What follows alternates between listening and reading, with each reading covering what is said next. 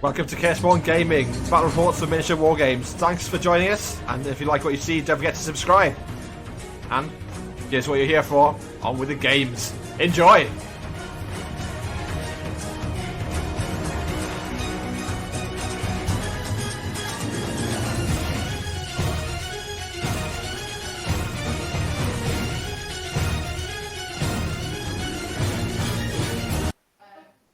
Hello, welcome back to the VTC 2022. This is round 3.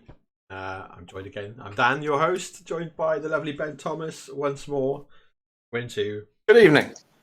some very spicy looking games. So let's have a little look. So we've got the teams are 4 Men and a Baby, which is Mucha Libre. So like I don't think it's unfair to say this is pretty much like some all-star Warmachine players on the table, which is really cool. Yeah.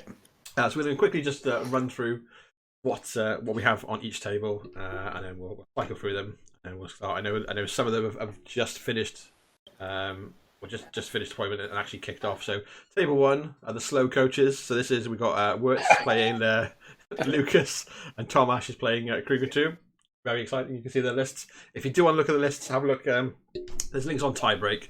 You can see the list of how teams are performing and how their previous matches have gone as well. Table 2, still deploying, but we've got David Bergstrom playing Kaelyssa versus Matt Golly playing Haley 3. No surprise if you know Golly if you play in the UK at all.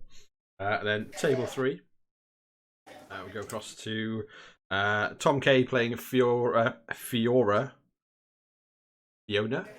No, try again. Fiona. Yeah, Fiona 1. And Per playing Sevi 1. So that's Merc's Menoth. They've just finishing deployment as well. Table 4 is Sven playing back on Khador. Sven is abandoned Crucible Guard to go back to something more well known, I guess. So Khador with Erusk 2, and Justin's playing Aurora 1. Berks. Convergence, whatever you want to do, Aurora things. And then table 5 is the last one who actually kicked off and are doing stuff, which is Baby Michael playing Kruger 2 and Daniel Bergstrom playing Striker 1. And they're the actual people that are kicking off. So Baby Michael. Striker 1's first turn doesn't take long, does it? No. There's just a whole lot of a whole lot of running. It's not that far, right? It's not as oppressive as some lists turn 1. Dom in the chat, yeah, massive round this one. This is gonna be cool, and obviously at the end of this round, we'll know who's in the finals tomorrow. And I'm not sure if they lock the finals, so it's 2 people that play or the 2 teams that play have first and second, or if it's first and then you just get cycled into strength of schedule. I'm not sure. It's just first and a load of losers anyway. Oh, yeah. Nothing matters, right? By beyond that one. So obviously, Baby Michael, they've just obviously come off winning Captain Con with Kruger, not bothering playing the other list. So yeah, they're very Baby Michael's very familiar with Kruger. I think I'd say definitely their go-to. Yeah, I've seen them playing sometimes with the Fulcrum, sometimes with different things. And then Daniel Bergstrom is hard line Cygnar player. I think this is a brutalist. he is the one faction man, isn't he? Yeah. It's really cool to see. Like a lot of these players are really like faction experts. Like there's no sort of question about it. So yeah, they're all running forward. Got a good time of it. Get rid of update some information as we go. I've taken off the score. I mean, you can tell, can't you? That sorry, yeah, go on. there's Daniel less than 5 minutes for his first turn. Michael about to finish their first turn with about the same amount of time gone. Yeah, it's a good indication that these players know what they're doing. For sure. And probably know the matchups like reasonably well as well. Lots of neither of them are unusual casters, are they? Yeah, there's no dark horsing. Like Erusk 1, I think, is a little bit less seen. Erusk 2. Eros 2 is a little bit less seen. Yeah. But so we work backwards in order. So this was table 5. I'm just going to update the player sheets as we go. Back to table 4, which is the Eros list. If you're watching earlier, I've changed the setup slightly, where I've taken the clock, not the clock, taken the scoring and the turn markers off, just because it was a pain in the arse to update.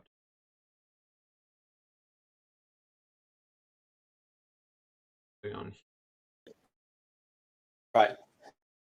I tell you what I think is going on here. I think this is going to be an early play from from Irisk, from Sven, because he can get an airburst on to. If he targets one of those negation angels, I think he'll get 3 or 4 of them in a 4-inch AoE. Problem is, wobbers make you immune to blast damage. Do they? Yeah, they do. Immune to blast damage. Look at that. And immune to knockdown as well. They are absolute, like... God. Warmachines are just great, isn't it? They're basically just heavies that got such utility. Yeah, no, I didn't know that about swabbers. That's cool. Yeah, it's really cool. So my game 4 isn't updating at the moment, so I'm going to have a look and see what's going on there in a second. Okay, right, okay, turns out.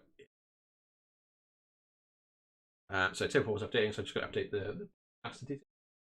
But yeah, I may have been looking at some Aurora list this week. Yeah, very much going, the Orber's worth it.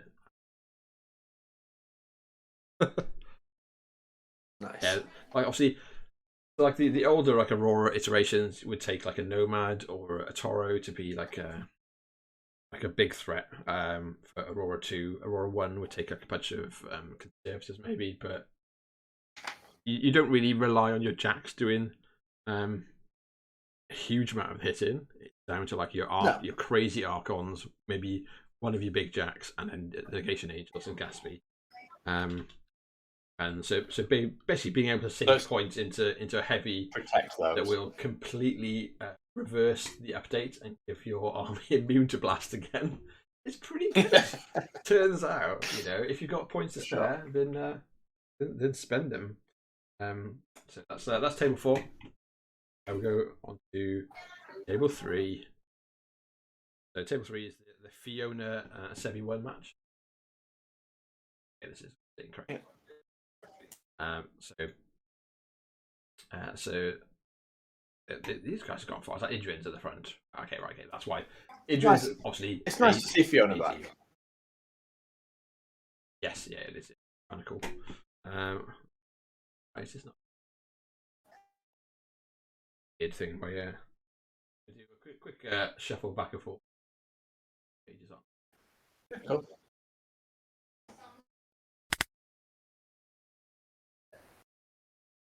There we go, that's working now. That's very weird. Gonna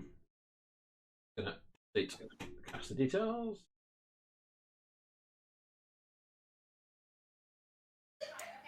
There's down the bottom. Sebi.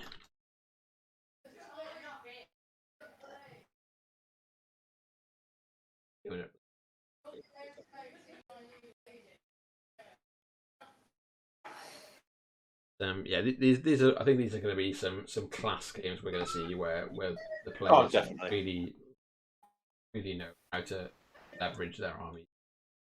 Exactly what there's bullshit they can put on the table, basically. And there's not really a matchup like Zal 2 against Osram in this. This round. We're not really going to see much of just like grinding each other to death. This is going to be action packed. Things are going to die in these games, and when they do, we will know it. We'll know it. Things are going to happen. So this is table 2. So this is Kaelyssa and Haley 3. So Kaelyssa just shoving her board. And this feels tough for Kaelyssa. Very, very like heavy gun line for Kaelyssa, right? Got 1 unit, 2 units of Electromancers there. It is now the reason I think David's in a rough spot here is that obviously Haley's going to put a cloud wall down. Yeah. And David has things to deal with that, but the things that deal with the cloud wall are not the things that kill the infantry. Kill lots of infantry. Yeah. Like one shot heavies that can ignore the cloud wall. Don't get through a ton.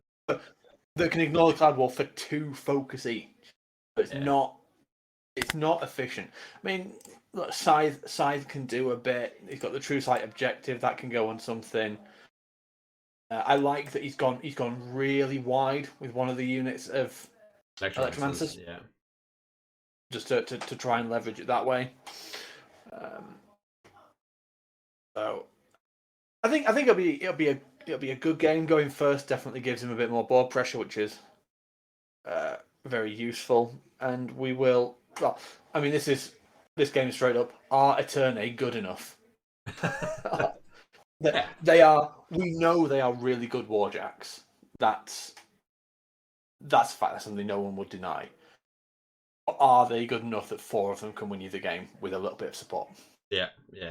Like into this much infantry is questionable, right? But we'll have to see how this pans out, because obviously, David definitely knows what he's doing with Retribution. So definitely, we'll see how this works, and then we'll just dip across to table 1, see if they've actually started deploying. They have. They've done something. Yeah, there's some trains on the table. Deployment has happened. And that's pretty much where they're. In fact, they're still deploying. Lucas is always fun. More Kruger 2. Well, it's basically Kruger 2 versus almost Kruger 2. yeah, true. I think Lucas is such a like an iconic master now for Crucible. Crucible Guard just in the update just rocketed to prominence. I think they've been a little bit lackluster since really release, right? I don't think they've ever super dominated. They've had really dominant players, perhaps. So like with Pat Dunford was playing.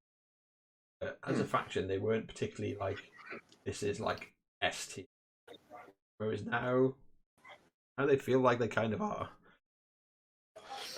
It does. I mean, so they sort of got a double whammy, didn't they? Because they had their CID. Yeah, and then the update. And then the update, which added like theme benefits, and they had like a wave of new pieces as well. And they had that was all part of their CID. So their CID really pushed them forward. Yeah. And then what the update did is it brought the top level of everyone else down a bit. Well, and Crucible Guard gave them a little bit of a buff as well, because it was stuff like the theme benefit came out of the big update, right, rather than the CID. No, that was in the CID. Okay, my bad, but. Barely anything changed in the update. I think Lukas got a tiny nerf, but not a lot changed at all. Right, and then off. So here we go. So Crucible Guard just started to run up the board as expected. So we're just going to flick between a couple of the different games. Yeah, progress is like. I'll jump to table 5 because they're the ones that have obviously kicked off. This is Baby Michael and Daniel Bergstrom. Yes. And very aggressive looking blockader. The blockader in this is so baller. Like sometimes you ask the question, don't you? So, I wonder if Striker's going to feat this turn, and then you see a move marked out like that, and you go, yes. But like, blockader with arcane shield, and is that a charge versus the Stalker? I assume that was probably a trample, was it? It wasn't that far back, right? It might just be a trample. We can't see it to charge. He hasn't got the line of sight. I guess he could be charging. He's too far away from the feral, so yeah, it'll be a walk. It'll have to be a walk or a trample, and then got no focus on him. No, so what he's done is he's trampled up, he's bought an attack, he's boosted it to hit, and the Hermit has hermited it. It stopped it from putting the. That's very good move, isn't it? Because the basically the blockader is going to be so tanky if this is Daniel's feat turn, and he's got the Hermit out of the way in response. So, Kruger's list isn't particularly tanky. He can't then mitigate these sorts of hits into his heavies. No. Fucking great. It'll be interesting to see what else I was able to put into this Stalker then, because he's sort of looked like he's really planned to go in on it really hard. He's put the Hermit up. He's put Death Shroud up. But he's not loaded the block with focus, for instance. No, he did. He did. So did he? He paid 1 to trample. 1 to trample, and then 1 to buy and boosted. Yeah. Yeah. So I mean, the Thamrite Archon though can do Thamrite quite a lot of damage. Yes, definitely putting a big hole in. So I've had this discussion already. I think the Thamrite Archon, as they are now, post the buff they got for pay a point, guaranteed 3 shots a turn, has put them to I think nearly on par with what the Death Archon was on release, where the difference is they can threaten to do an awful lot of damage to a heavy or kill a heavy with a bit of help, and they can absolutely rinse any infantry army. The difference is they can do it every turn because they don't go close enough for you to kill them easily. Like the Death Archon. They don't have the same sort of support stuff. They don't do the Death Archon does. And the whole like Morphia is a good drug to take in for sure. But I think like turn on turn though, the Thamrite Archons just out so much. Really impressive. Yeah. I've had a couple of games in last week where Thamrite Archons would kill six models a turn each against like my infantry list, and it's like Jesus Christ, there's nothing good about facing these guys for if you're playing infantry. Well, when I'm writing rep pairs, it's Kaelyssa because she's the best caster, and the stuff I want to put in her list, and then the second list, number 1 thought is, what do I do if there's a Thamrite Archon? Yeah, it's they are rough to deal with. You've got to deal with them. Like you can't just let them float around all game because they just have such good output. It's why the snipe one is so good as well. Yeah, I mean, what is interesting is this. It obviously wanted to aim to do damage into the Stalker, but that I don't think Daniel gets anything more into that Stalker. That Stalker is absolutely fine. Yeah, and there's not a lot just stopping that charging into the Thamrite Archon. But because it's in flames, everything gets the armor, right? He's gonna put the Morrowind Archon is gonna fly up. Yeah, him flying up definitely, and make things really hard to hit. And then as soon as you whiff a roll against the Thamrite, it's out of there, gone. Yeah. The likelihood is, and it's in a cloud, so it's got concealment on top of already a healthy defensive stat line. So stuff like the Wolds trying to TK it or gallows it or whatever are just gonna really struggle to. No, definitely. I just think, yeah, well, yeah, I'm similarly though. I'm not sure what else goes in on the left. But let's have a look. Let's go through. Let's start from table 1, and we'll start going through what we have. So obviously, is Crucible Guards just moving up the table? Think quite carefully. Understandably so, right? Thomas has got a bit of a rep here. He's got a lot of Kruger games under him. His lifetime, I guess. Well, he's kept the train out of 13 of the Gallows Grove. That's clearly been the main aim. Yeah. Of what he's been doing. So yeah, he's basically just mitigating that he's not going to really give up anything this turn. And be in a position where he can good work. Not sure about the Archon on the left, the Thamrite Archon. I guess he's just going to be trying to do some damage to the Death Archons. And if they don't go towards him, then deal with whatever comes out the well. Yeah. Obviously, if assume a Wayfarer if there isn't one in the list already. comes out of the well. Pop the Wayfarer out straight away. Yeah. I assume the Wayfarer will have to hide from that Archon and just like make a beeline for the right of the table. It's also with Anchor and that building, it's a really nice piece to lock that zone down and just sit in the corner of that building and ping a few bits of damage on stuff, deal with the Death Archons when they turn up. It's it's pretty good. Right, well there's not a huge amount happening at the moment, so let's just jump across to the next table and see how the first games are panning out. So this is the Kaelyssa Haley, and as expected, and as you said, there's a very significant cloud wall that Golly's put in place. So the question is, and things like the Electromancers bounce off things or can hit things in the clouds enough to bounce and try and really trim that down for the next turn.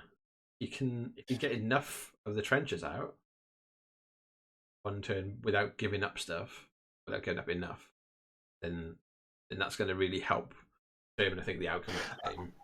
I mean, there will come a turn where the play David makes is run Hermit, shoot it in the back with the Electromancers. Yeah, and just be like bang, bang, bang, and off. Yeah, and start killing. It doesn't, but Kaelyssa can kill a couple a turn, and she's obviously very, very capable herself. She can kill some. She can load up her two Eternae. The other Eternae can probably just try and aim for the ones in the clouds, just to remove them. Not like beyond the realms of imagination that you can trim off a good half of the unit if you've got decent rolls. The option. So here's what I'm looking for. Where are the dogs? That's the. So there's a dog behind the building. There's a patrol dog just behind the building. Is there only one in the list? There's only one. I'd be surprised if there's only one. So I played Golly a few weeks ago, and there was only one. Go see second dog one. I've just brought the list up. Yes, there is only one. Yeah. That makes this matchup tougher. Yeah. Well, the Kaelyssa can sort of pop forward, just trim off the front line of stuff, and eat the long. Is it the mini feet on the long gunners? Right? Do they ignore stealth on the mini feet or something? Don't they? Is it not double tap for the long gunners? Sure, there's something in the list that ignores stealth when they aim. Let's have a quick shifty. Yeah.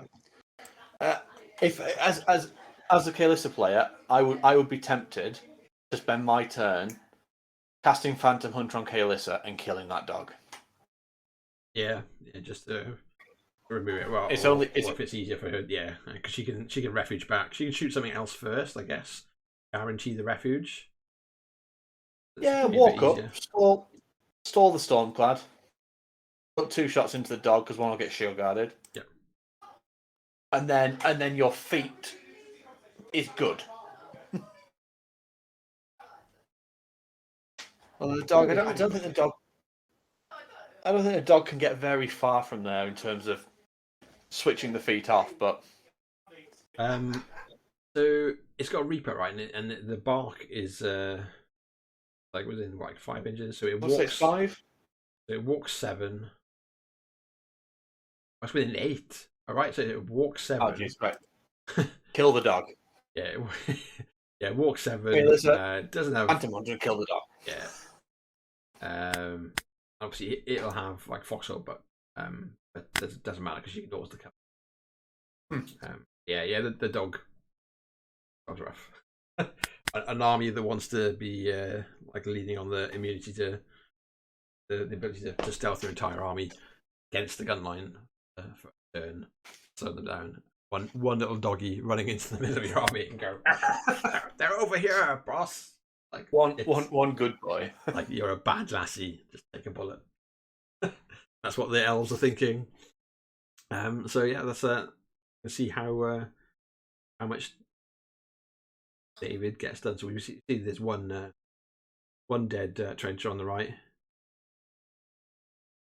This is going to be like a really grindy game if the players let each other. So, and obviously Golly's very proficient in it. So he's but he's going to know to go to turn 7. They've both got casters that if either of them, if they make a mistake, they're at risk of just dying. yeah, absolutely. Right. Well, let's have a quick nose through the rest of the tables. So across the table 3. So this is the Fiona Sevi match. I love this spray. Oh, I love this. This run an arc on fire. You spray the 2 archons behind it. That's pretty delicious. There's some prime targeting beacon right archon going on. And then blessing of vengeance proxied out for Sevi to go and ashes to ashes or whatever other fire he does. Yeah. To hopefully finish him off. If this works and he gets the 2 archons, it's huge. That's really the archons, as we've seen, as we've just.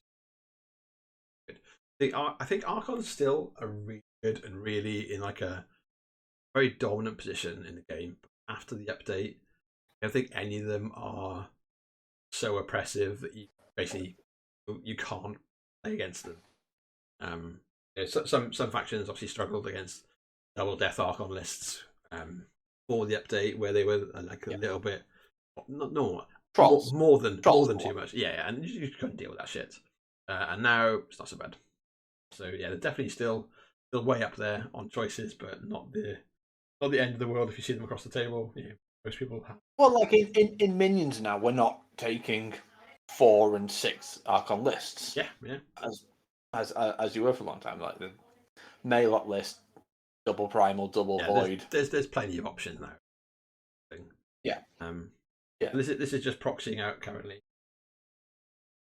So I think so. The archons run, blessing has run, and now Sevi is going and is going to do some spells through blessing. Someone's asking in the chat what's happened to the timer. I'm not sure what table he's on about with the timer. Obviously, we're on a delay, so if you're watching, we are 3 minutes in the future. Yeah, we're basically there's a delay on the stream. Something's just gone horribly wrong. Oh, that's a lot of ones. Oh, that's real rough. Oh. So the first Judicator spray gets a 1/1/1 out dodges. No, that's work. So that's Sevi doing a spell. Oh, is it? Yeah. Oh, before he even gets it off. So the Judicator could potentially go a bit further forward then.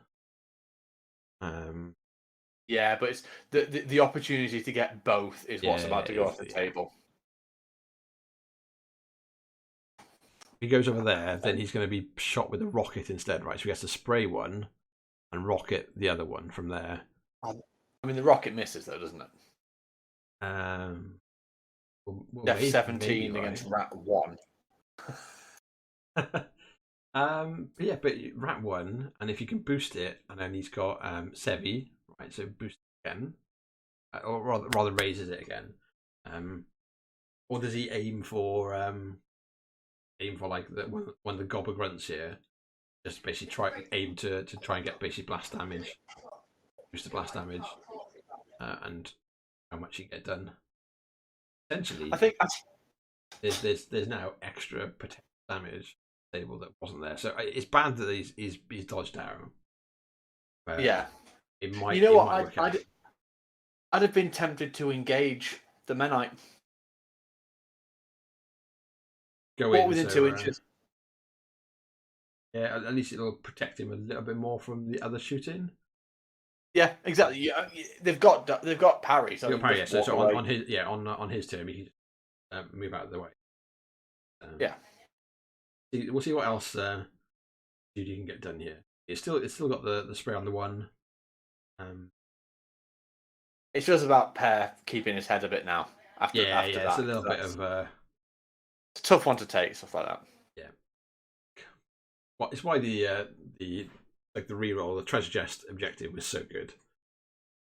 Basically, if you really wanted a big play and you aren't a list that easily has access to Puppet Master, because obviously some armies come and it's like 3 lots of Puppet Masters in their list, like Kruger, pretty much.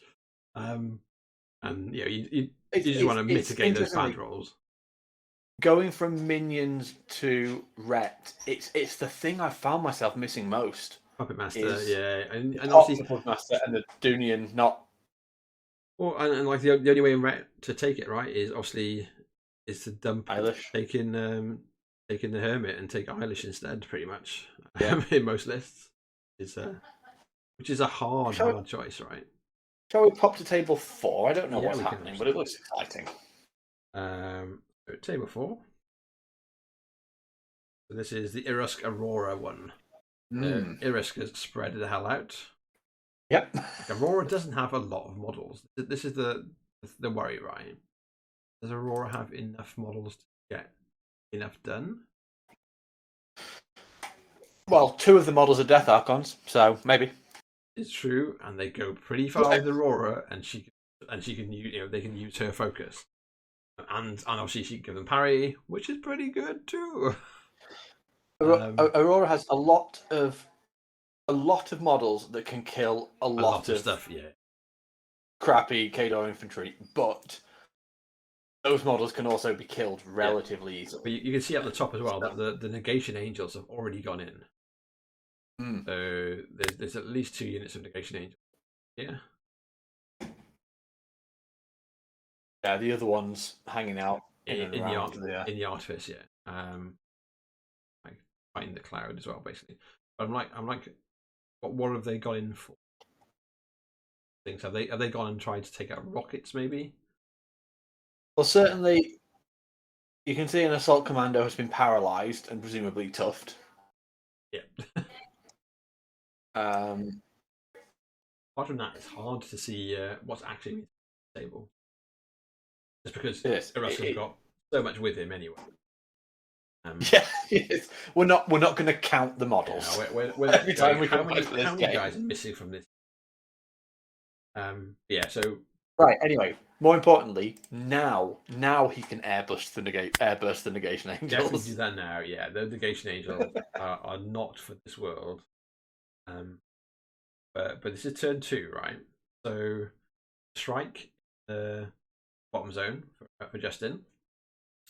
But there's tons of guys who can just get into the zone to contest. And tons of guys can get everywhere to contest. But it's a question of if Sven floods us down, Justin just counter attack and just clear everything on his next turn. Yeah. So I think Sven desperately needs for his flag to stop the risk of Justin basically having Death Archons just wade through. I think that is it's interesting that Justin's not scored his flag. I don't know what he could have put on there. I guess maybe the Frustrum Locus could have gone there. Maybe. He's got 2 Frustrums, so yeah, potentially.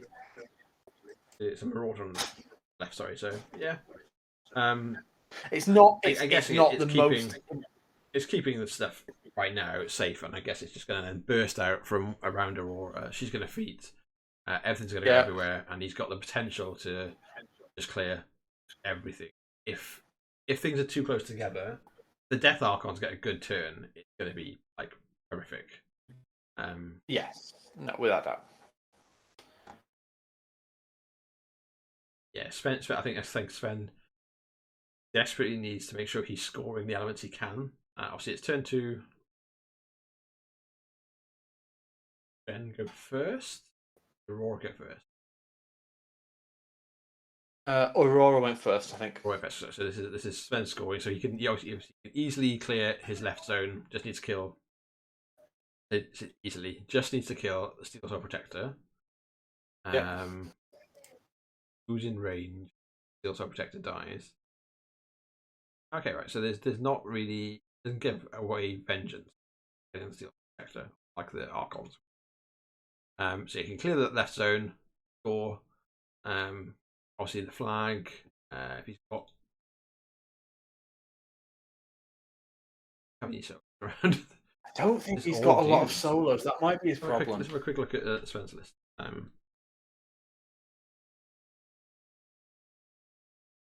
Let's have a little look.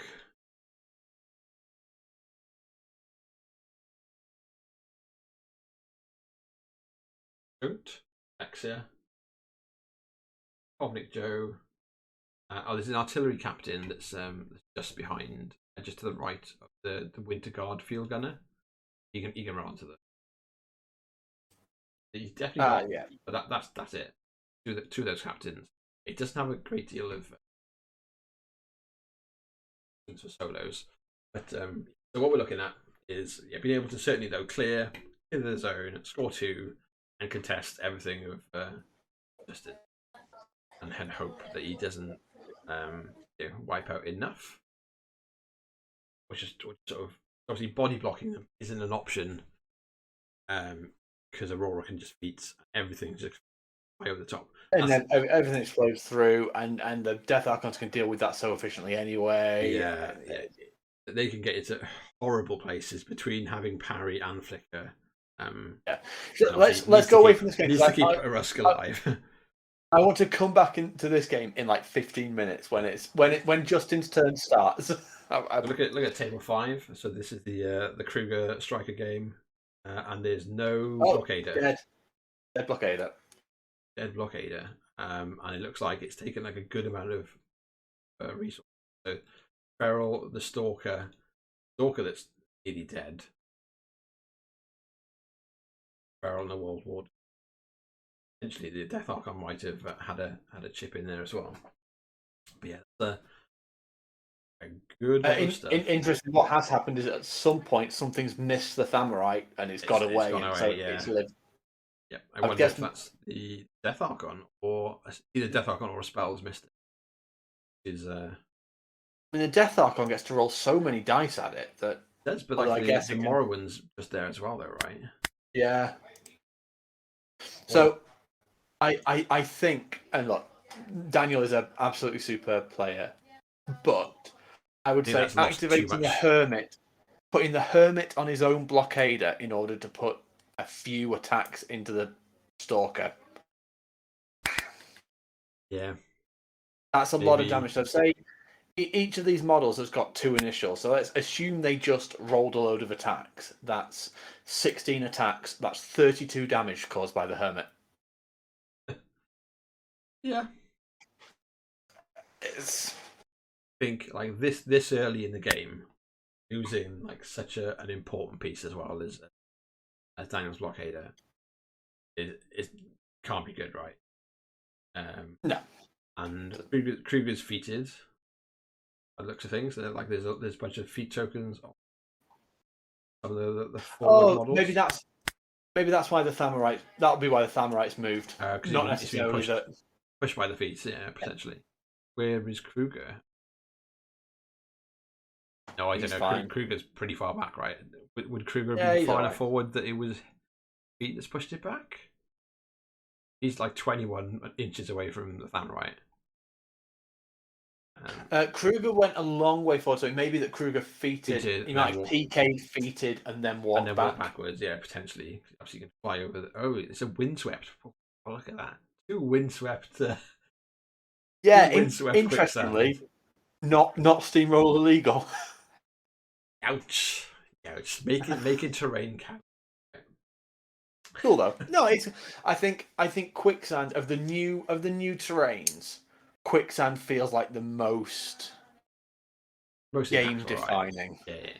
Yeah. And windswept, I think for some lists, especially like the ones that rely on models like Archons or like Legion, Yeah. Flying Circus lists like that. Squall almost always irrelevant. Yeah, I've not really found it a great deal.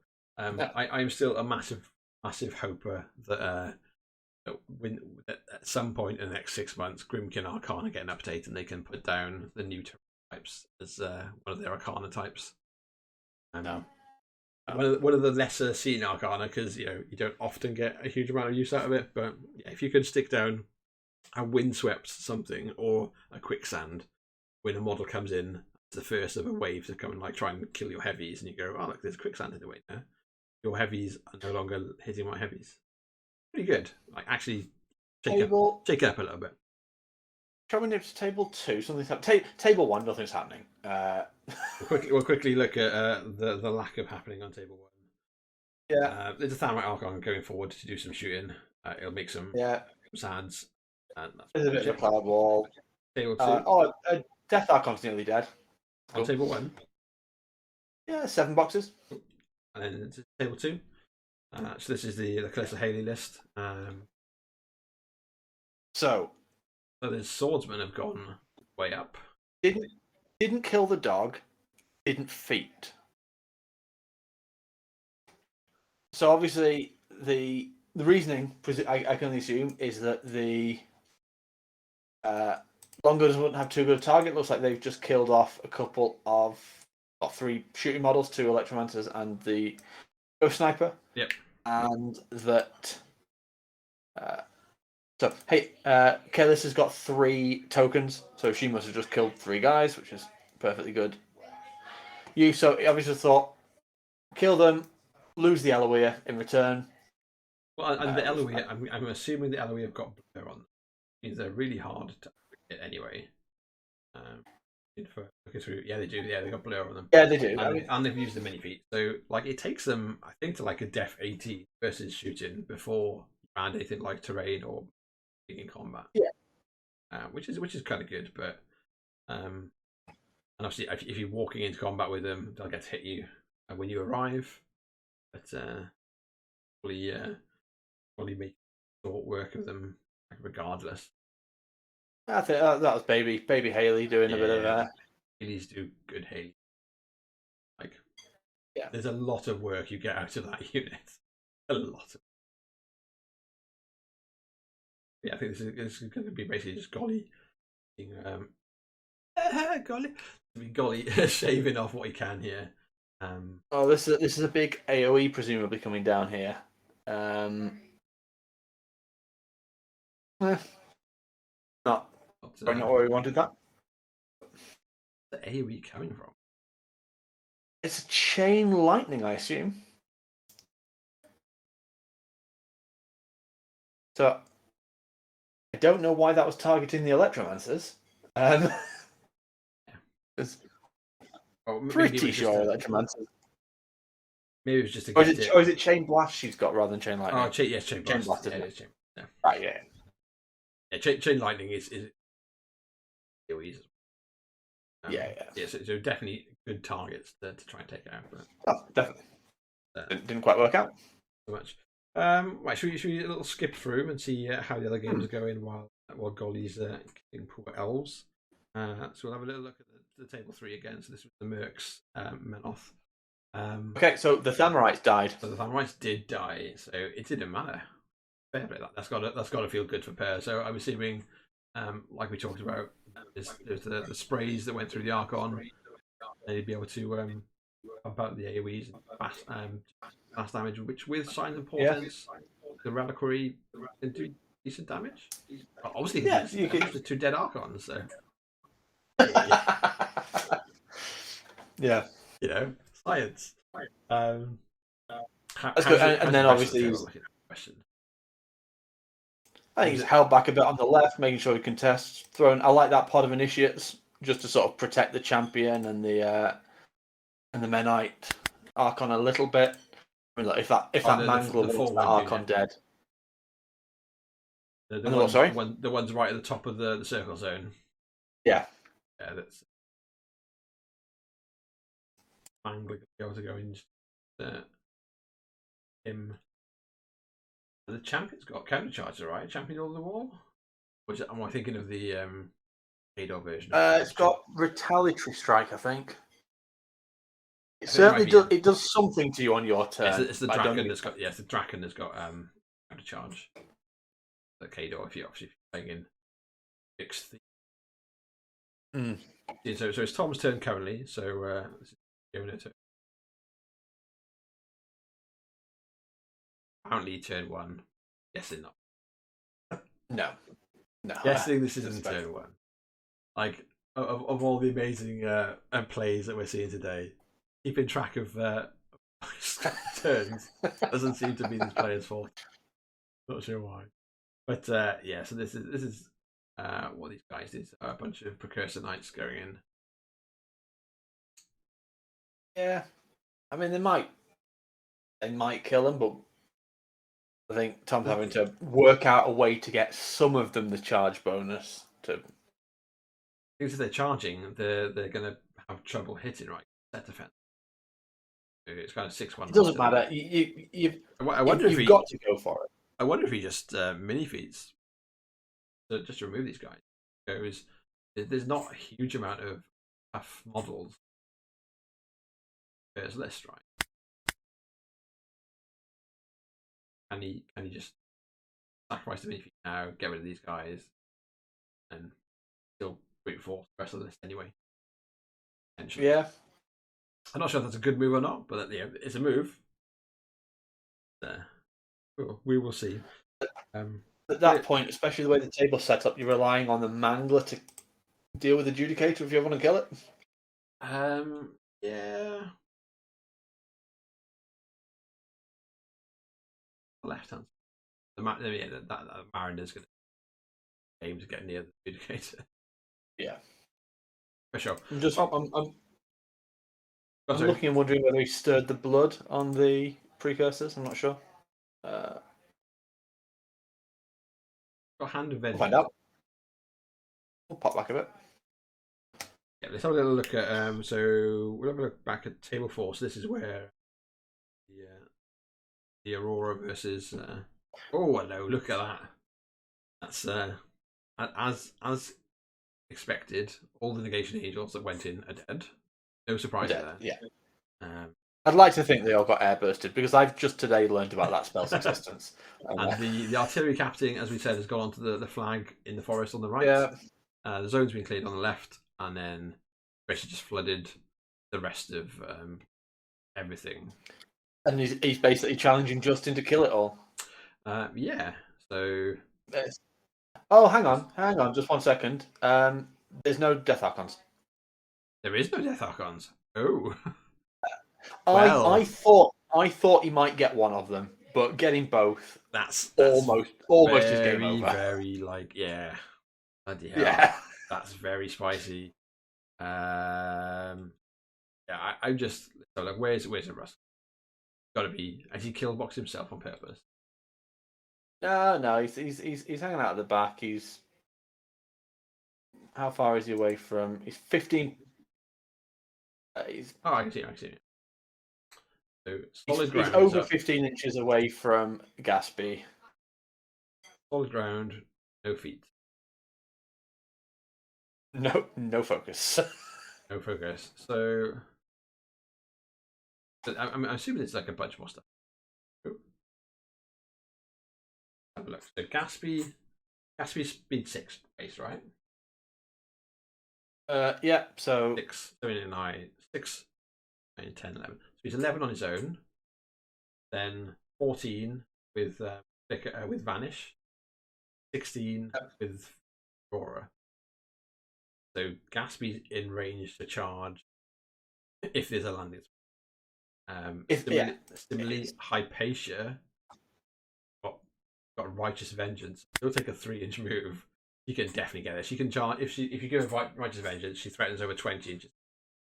She's only a small base, so it's a lot easier. A small base with a 2-inch reach, so it's a lot easier to get her a landing spot and a charging weapon master. Not what Rusk wants to see. No. basically, how much else can get locked in? I don't like that Sven is doing these charges. These charges don't win you the game. These should be models standing around a Rusk. Maybe, but the heavies don't fly. Heavies don't get to apparate, but they can't go over these ones. Yep. They're trampling. If they're trampling, better. Oh, okay. Let's borrow Admoing.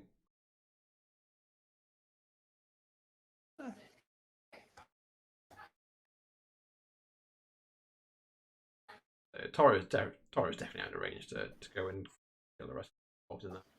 Like as it stands on the table, is that what you just hope for, right? You hope now that Sven makes some mistake and leaves a little bit of a gap, or leaves a little bit of a gap, rather leaves you with space to be able to clear some shots to make a bit of a gap around a Rusk. Like, Justin, why is there a space here? Why is that? Are you like putting just in front of a Rusk, in front of this cluster? I am, yeah. Yeah. Oh, okay. That's where he is. Again, there's a gap on the right, behind the Spriggan. Hypatia can get into that gap, I think. Yeah, Hypatia gets so she's Hypatia on her 10, 12. So she's 12 inches before she even charges. 14, 17. Yeah, she goes 17. She can charge the Winter Guard gunner. You know, so she's got no problem in getting up here in between the gunner and the Spriggan, and potentially one shot. Don't need to worry about it. And the Hermit get close enough to be can Aurora Hermit get involved? No, you're looking whether Sven's got Hermit now. I think Alexius the Merc slot. But Hermit's, there we go. Hermit's close enough. Hermit's close enough that he can get his aura on Rusk. that's how Hermit's roll with Aurora 1. Yeah, I just goes where it wants. Walk 7, repose 5, 5-inch blob at the end. So I guess it's going to be a bit of a how much can things like the guns remove landing spots. So if he's not sure that Gatsby get it, obviously he's got the swabber guns, which don't threaten super far.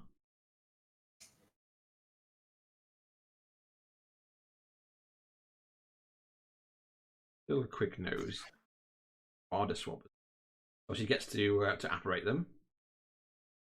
That's a roll thing. So they get to walk 7 effectively with apparate and shoot to 10. So there's definitely plenty of room for swabbers to go and shoot around a Rusk. The Rusk's got sackport, right? So he's not going to be stuck there.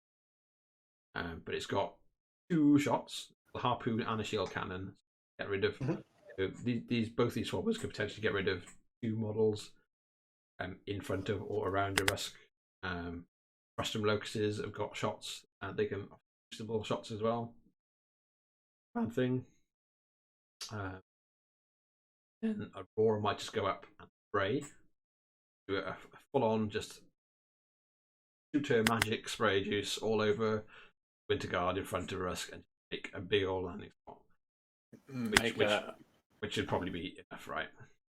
There we go. Oh my god! It makes me miss playing Aurora. Oh, he only needs to kill one guy. This is what I mean, right? And so he's got 1, 2, 3, 4, 5, 6 gunshots, 6 gunshots and a spray, be able to make it happen to get to Rusk. Has Rusk got a tough bubble? Have these guys got tough potentially? I mean, imagine Joe did something, but God knows what. But yeah, like there's some. And oh, hello, and there's a negation angel still alive. That negation. There's a couple of negations. So they'll apparate forward. all the jacks get to apparate. The Negation Angels here, the two of them will activate. Hypatia will apparate. Hypatia will Vengeance Horde as well. The Vengeance first. Like this looks odd. Yeah.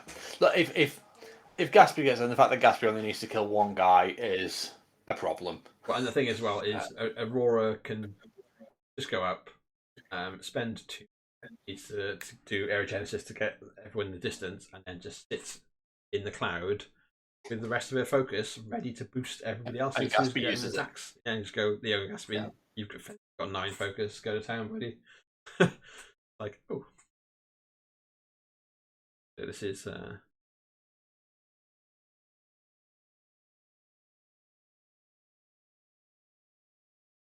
exactly it's going where. Well, that's a vengeance move. So obviously then, so Hypatia gets to swing at this Winter Guard. Shall we do a quick lap? Yes, absolutely. That's a good idea. Good call. This will take a little bit of time to clear, I imagine. So well, back to table 1. See how it's looking. So obviously Lukas has put down a couple good burning ashes. Got models in front of the Kaelyssa, so even if something can target it, it's going to get bumped by the Retaliator. Good move there. But yeah, it very much looks like a bit of a standoff. Seeing what they can punch at each other. This is going to be a bit of a long one, I think. I feel. Let's just jump straight to table 2. See if there's sounds good. Bunch of clouds down. Haley's. Hello. Pretty far forward, and then Necromancers get in. So Kaelyssa is feated. That's feated. But hasn't killed the dog. Well, I guess it stops you getting charged at least. Look at the bright side. And she didn't spend any of her focus. I don't really know what Kaelyssa's done with her life. Unless she shot Haley's stripped focus by doing so. But if you're shooting Haley's, you're boosting to hit, so you'd be spending focus. Then you get focus off them, right? You do, but then you use that to boost damage. So you're always still going to spend 1 per attack. I think so, but Haley. And also, no Haley's are dead. Haley passes on 3 boxes though, with no focus. So she spent it all because she did that chain blast. She taking some damage at least. Good, yeah, good. Yeah, I'm with you though. I'm surprised, right? She's got refuge up. Or unless David has basically pre-marked that she's featured, could have done. That might be what's happened, and hasn't actually done her activation. That would make more sense if centralized. That would make more sense. Yeah. And then he can still kill the dog. Yeah. Why do you hate dogs so much, Ben? The cat Ben stream. Ben is the worst cat person. You know what? I absolutely am as well. I'm surprised you've not heard them yet. They do tend to get involved. Yeah, well, anyone that's watched my stream and heard or seen mine. Well, this morning, of course. Definitely likes to get involved. Currently asleep on one of the kids' beds, like looking after the guard kitty. So this isn't going anywhere fast. So let's I don't know. So he's measuring out where Kaelyssa is going to go.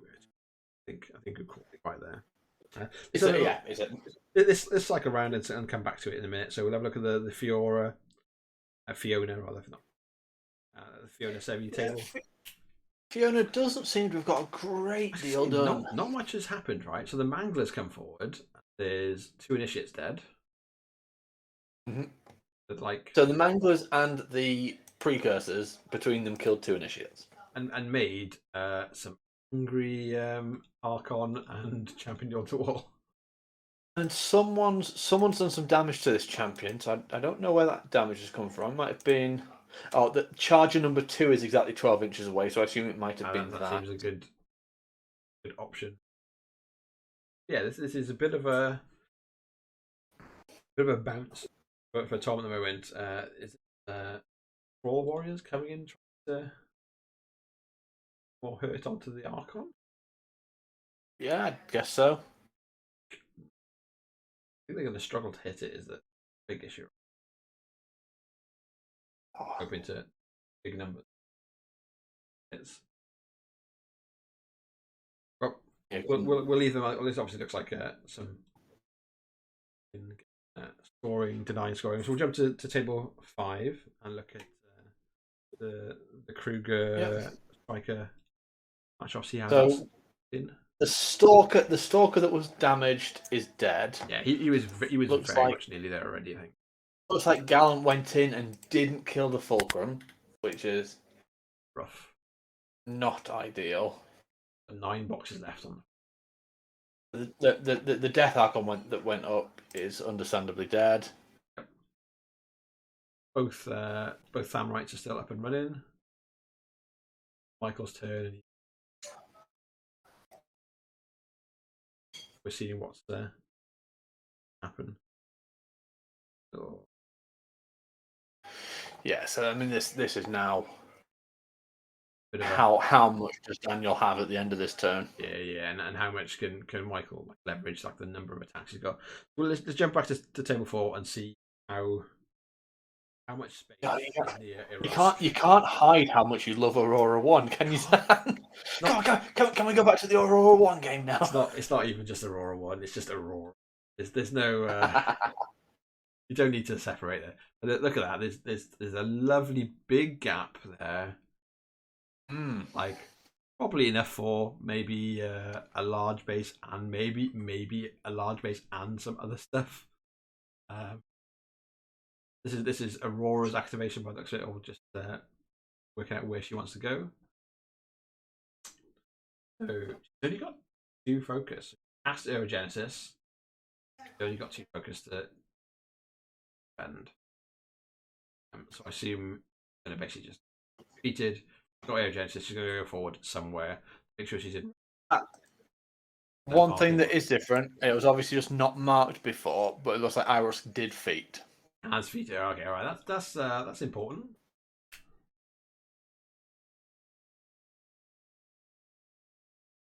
Liquid the executive in the Twitch chat saying their friend is playing.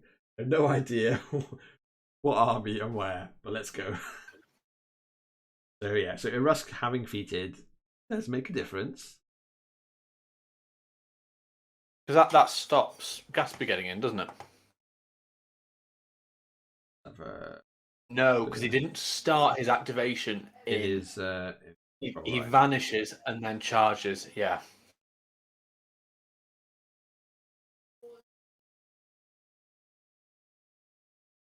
Yes, beginning activation in control range. But like Hypatia's already got forward, but like she's like, yeah, you could give me a -3 speed. I'm still there. That's fine. Yeah. Like I'm 8 inches. I'm 8 inches away from you. There's a risk. Right, she's 9.5 inches. Like I could walk. Like yeah, the annoying thing is she could literally if this was the start of her turn, she'd been feated on. Given the operate as well though. So question is, Rusk's got tough, right? I'm sure Rusk's got tough. Pretty sure he's got tough. He must have tough. Everyone else is tough. He doesn't have. What's that? Friendly living non-warcaster faction models get tough. So there's a tough bubble around him. Oh hello, and there's a Gatsby right in front of him. This is heartbreaking. So this is heartbreaking for Sven. Def 15. Gatsby could just boost off Aurora. Gatsby's what, like a 7? So that's like that hits. Does he just one shot? No, not with that. Dice. Not with those dice. Like power 17, right? So he's more than half killed him. Yeah, he's down to 6 boxes. Fine attack, boosted with Aurora. Yep.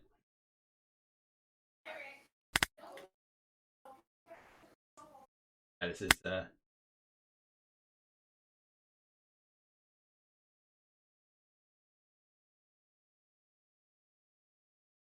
waiting.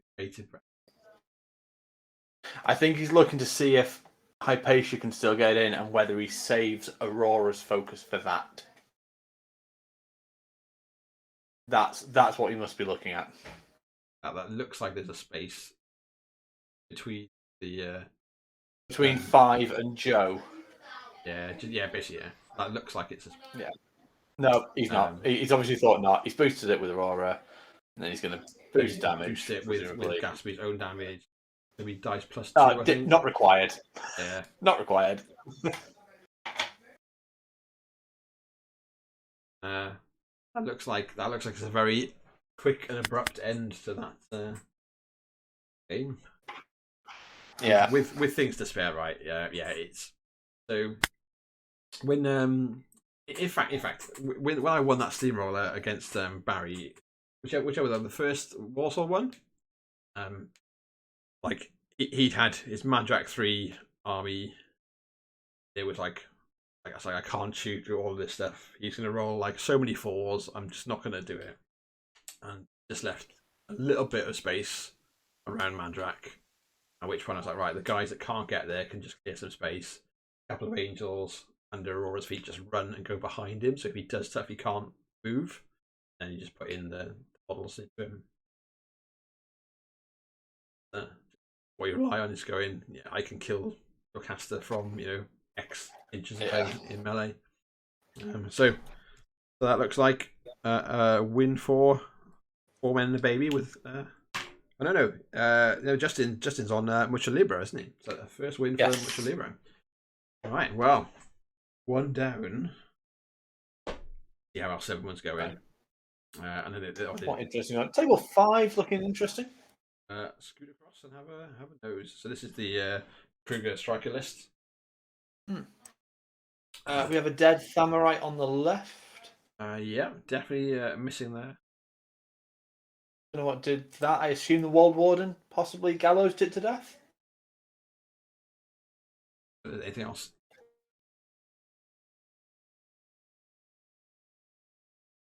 Maybe it gallowsed in. It could have been the crockpot lash. Yeah, no, it's a long way away for that, I think. Yeah. Liquid Exec is asking how is Sevi doing?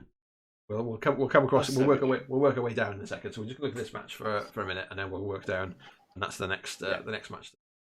That is the Sevi list. There's Gallant's got like a fair few boxes on him. So the Fulcrum's gone. Obviously now he's Michael seeing what get in Gallant. The answer is going to be not a lot, right? Because he's well warded, so there's no TK on him, there's no gallows on him. So yes, the Death Archon wants to go across, get and charge him. Not sure how much is going. I think. All right, is this the Walled? So the Walled has been TK'd. Yeah, again, just about can get out of the quicksand. Like, obviously, it can TK itself if else do. Too bad. Oh, it doesn't want to get that doesn't look much. It wants to roll some better dice. It's in the back though, right? So. Oh God. This is gonna be a little bit like that's so if you've not seen the dice roll, a 3, a 5, and then to hit Bold Warden hitting Gallant. So Gallant's got sidekick coming from? Sidekicks from Jake's somewhere. Where is she? Down in the deployment zone. Oh right, yeah, yeah. I hadn't scoped that far down in deployment zone. She's just chilling out, waiting to the at least has the game started yet? Yeah, I've done sidekick. My job is done. Not getting focus next turn. Yeah, but like, does he need a lot of? Like, the Fulcrum's got 9 boxes. Gallant can hit pretty hard, and he's not lost anything. So no. It's just the number of attacks is the stifle thing, but Yeah, this he's is definitely surviving. We've got Death Archon on Morrow and Archon. Morrow and Archon dead. Yeah, Death Archon's kill Archon's good. Yeah, they No do. surprise there. There's not a lot of work left in Daniel's army. I'm thinking, like, even though Gallant survived that turn and there's a Than right on the right, is it enough for him to come back? He's running out of things that can kill 3 circle heavies. Yeah, and I assume this Death Archon is pressuring, is doing its big old swing again, full of corpses, and more fear will go up.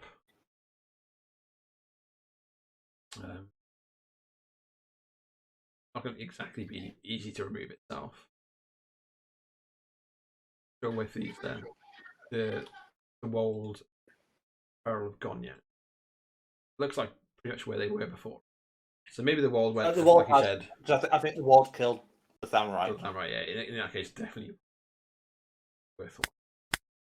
Okay, well let's leave these guys to smash each other's to bits for a little bit more, and as Liquid Exec is asking, go and have a look, see how Sevi is faring.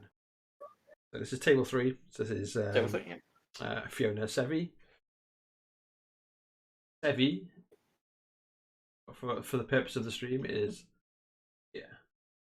hiding in a grave, hiding in an open grave behind Adjudicator. Basically,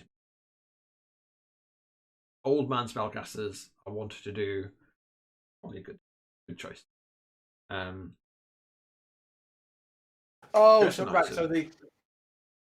the Precursor Knights, obviously the attacks that we saw them doing a little bit ago into the. Well, it must have been a vengeance.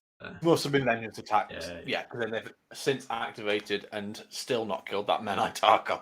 Well, at least the champions. Right, the champion of the wall from that we think the hunter had shot, weakened up is gone. This looks like it's the Mangler trying to hit the Archon. Oh, maybe it's the other way around. This is the Archon hitting the Mangler. Yeah. Okay. It's back to the pair turn now. And adding Trojan, various things around it. Bit of bookkeeping. Yeah. What we got going on. Like where all of these guys are in front of the Adjudicator, it looks like some really nice, like you're just giving the Adjudicator whatever it wants to shoot, right? It is Spray City. Yeah, it basically just gets to walk up a little bit and just eliminate everything from that zone that's not on the left of the building. It almost doesn't even need to. It could almost, depending on whether the thrall in that cloud is in its right, just crept into its right arc or not, it could almost aim and just shoot the thrall off the flag, spray into the thrall, spray into the other. Basically just do a spray up through the middle of the Precursor Knights, getting Throne and the Mangler. Probably do that twice, kill them, and basically just. Interestingly though, he doesn't seem to have. Oh no, he's not activated. He's not given any focus yet because that was a vengeance move from the champion and the Archon. Well, from the Archon first, and now he's looking at it with the champion in terms of what the champion's going to do. But now he's activated that. That's a mistake. Did he not put focus on the Adjudicator? He hasn't done, no, because I think he rightly did vengeance first with the Menite Archon, but then he sort of got excited. Maybe he doesn't need to, right? Between battle and the +1 from Sevi himself, maybe he just sits there and, like you said, aims, goes, I'm gonna chunk of damage, and sees, and then the Archon finishes off the Mangler if he can. Dom's asking for the Kruger striker game. How did the blockader die? Have you not seen Circle Heavies these days? Circle Heavies are good now. So I think we saw that it was one of the Wolds and both of the Warp, so the Feral and the Stalker both went into it. So it took 3 heavies. It was under its own Hermit, which I think was Daniel's mistake. Yeah. So the Hermit was involved, and basically 3 heavies though still. But enough, and then that was like Baby Michael's like turn 2, I think. Really, really big swing early. Yeah. Wouldn't put it past putting a dint in your plan for the game. Such a crucial piece so early in the game. So that was table 5. Table 4, especially was losing, Aurora killing Rusk. Losing one of the 2 pieces that can't be TK'd against Kruger 2 is tough. So this is just the was that the Arc Node? Yeah, the Blessing of Vengeance going up the zone. So make sure that he's starting scoring. This is top of 3, and score currently is Fiora's on 2 and Sebi's on 1. Sebi's going to score this zone this turn and is contesting the top left zone and potentially clearing up. I wouldn't have thought so. I don't think he's got enough to kill the Mangler and all the precursors. And throw.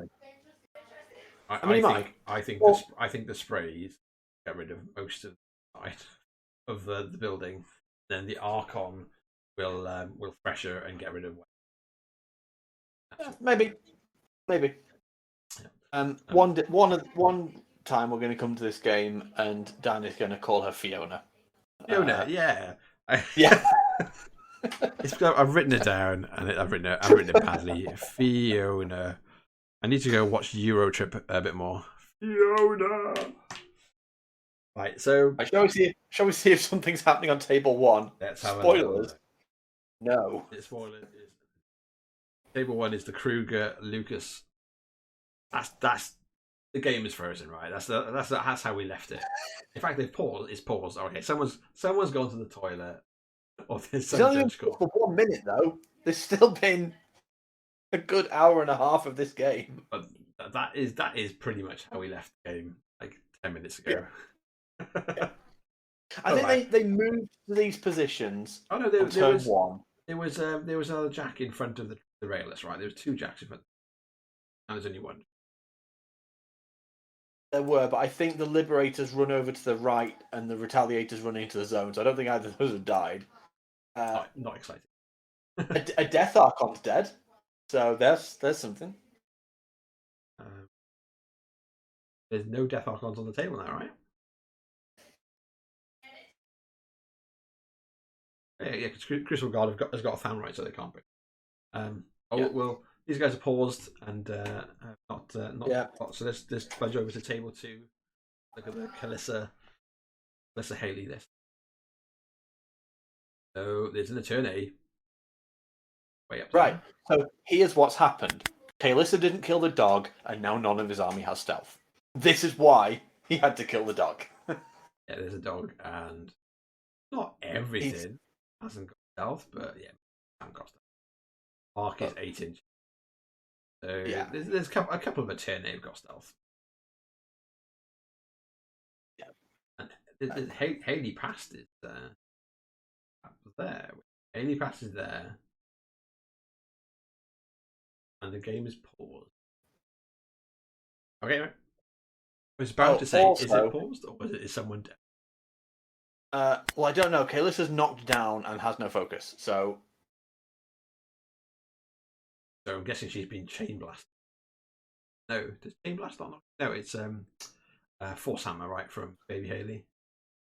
How's she been force hammered? What? Because she's in presumably the place she would be.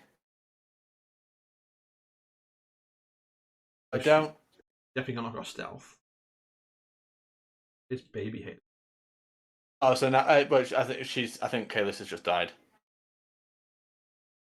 Oh no, Hermit. So, Baby Haley has just been taking a couple of attacks on Kaelyssa. So rolled a 13 on damage, and then has rolled another 13 on damage. But I think David wanted to use the Hermit for that, so I think they just need to sort that out. But then, depending on what's got left to activate, Yeah, she's knocked down on nothing. So Haley's future now looks like she's shooting Kaelyssa, maybe? Haley features the top end of the zone. Yeah, so. At 7 boxes, Haley shoots again. And kills Kaelyssa. So. Some good dice. Wow. And I don't know exactly what happened, but I suspect a big part of it wouldn't have been possible if he'd killed the bloody dog. So. Yeah, quite possibly. So Golly takes it. So that's the second. If a model can turn off your feet, kill that model, and you can kill that model. Crucially, like you've got multiple tools to be able to kill a model. Then instead of killing that model, Kaelyssa killed 2 trencher infantry. What were they going to do? Absolutely nothing, realistically. Seems rough. Yes. But that's a lot of stuff. Golly stuff there as well. You see how much they work. So that's the second win for Mucha Libre. So we're 2-0 right now. Good position. We're going to quickly cycle through. So table 1. The guys are actually moving again. Thomas's turn.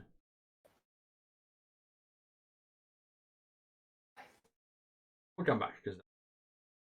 So I think I'm just doing a brief look through, see where the round's at. So we think Michael's winning against Daniel. Yeah, let me just jump to his table. I think that's a very fair call. Yeah, there's not a lot of things. The Barrel Warple's knocked down. Oh mind you, but yeah, how? Knocked down. That looks like the mechanic has walked up and been earthquaked. Is what's happened there. Which is cool. It's a nice play. Yeah, I definitely think Michael's got the advantage still though. And then on table 3, which was the Sevi game, I think Pear's got the advantage here. Looks pretty good. We're currently in the middle of Adjudicator spray. It's the Adjudicator just playing in the kiddie pool, having a great time. And Vilman is on flag. We know when to test it. So Pear's going to be scoring 2 points and can't finish clearing the zone. 3 if he can. So yeah, that looks like Michael's ahead. Table 5. I'd say Pear's ahead with Sevi on table 3. Yeah. So that in theory is 3-1 to Mucha Libre. Yeah. And table 1, and I'm going to try and make a rough assessment of this. I think it feels like Crucible Guard are winning. I think.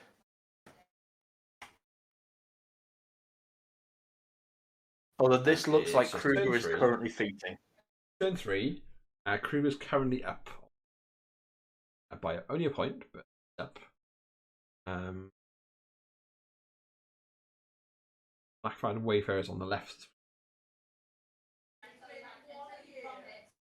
His zone here, just need to kill. Be able to claim this zone. 3, stop scoring. At least like the Rayless is close enough. There's a retaliator. Yeah, there's a bunch of stuff around the right flag. Not like a simple case of like TK a couple of things and be away with it. No. And where the suppressor is with the Rayless behind it, there's no like easy TK to get him out of the zone because of the base size and the trainers. So I think it looks like he's okay. So should be able to like weather the feat relatively well. And then it's just down to how much stuff and the guns shoot down.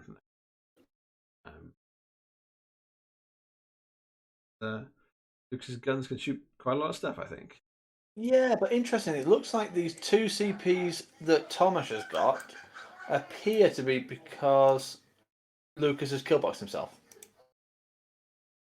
Yes, he's in the kill box. Yeah, so Thomas will go up to 4 this turn. what, and there's no scoring on Wert's side at all, right? No, there's no Jack in his left zone. Oh no, or has Lukas been pushed back by the feet? I don't think so, because he's not within 17. Oh no, he's within 19 of Kruger. Yeah. So yes, yeah, presumably he's been pushed Could have back. been that. But still, the result is the same, right? So Tomasz goes up to 4-1 this turn with the feet active. Yeah. You say we think that he's feating. I think I've just seen models move, so that Retaliator just was pushed 3 inches back. So I think as we came to this game, I think it was just at the end of resolving the feat. Oh, let's see.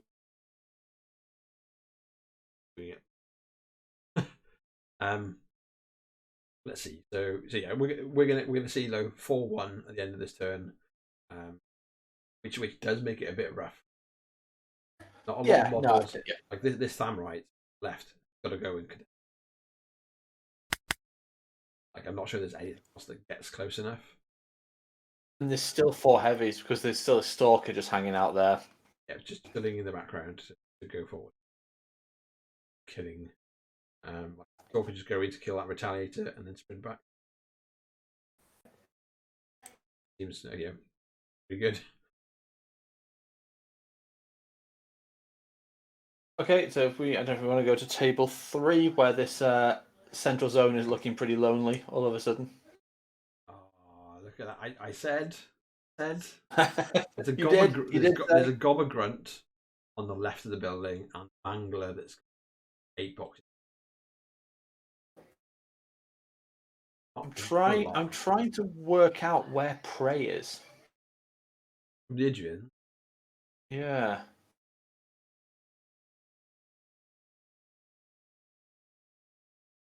There's a chance, or is the guy dead? No, both the guys are alive. Not sure. It could be one of the classic. We've all done it. You kill the unit that had Prey and forget to put it on something else. Yeah. Look, and if you look as well, near the top of the deployment zone on Tom's side of the table is Jake's. Her natural habitat.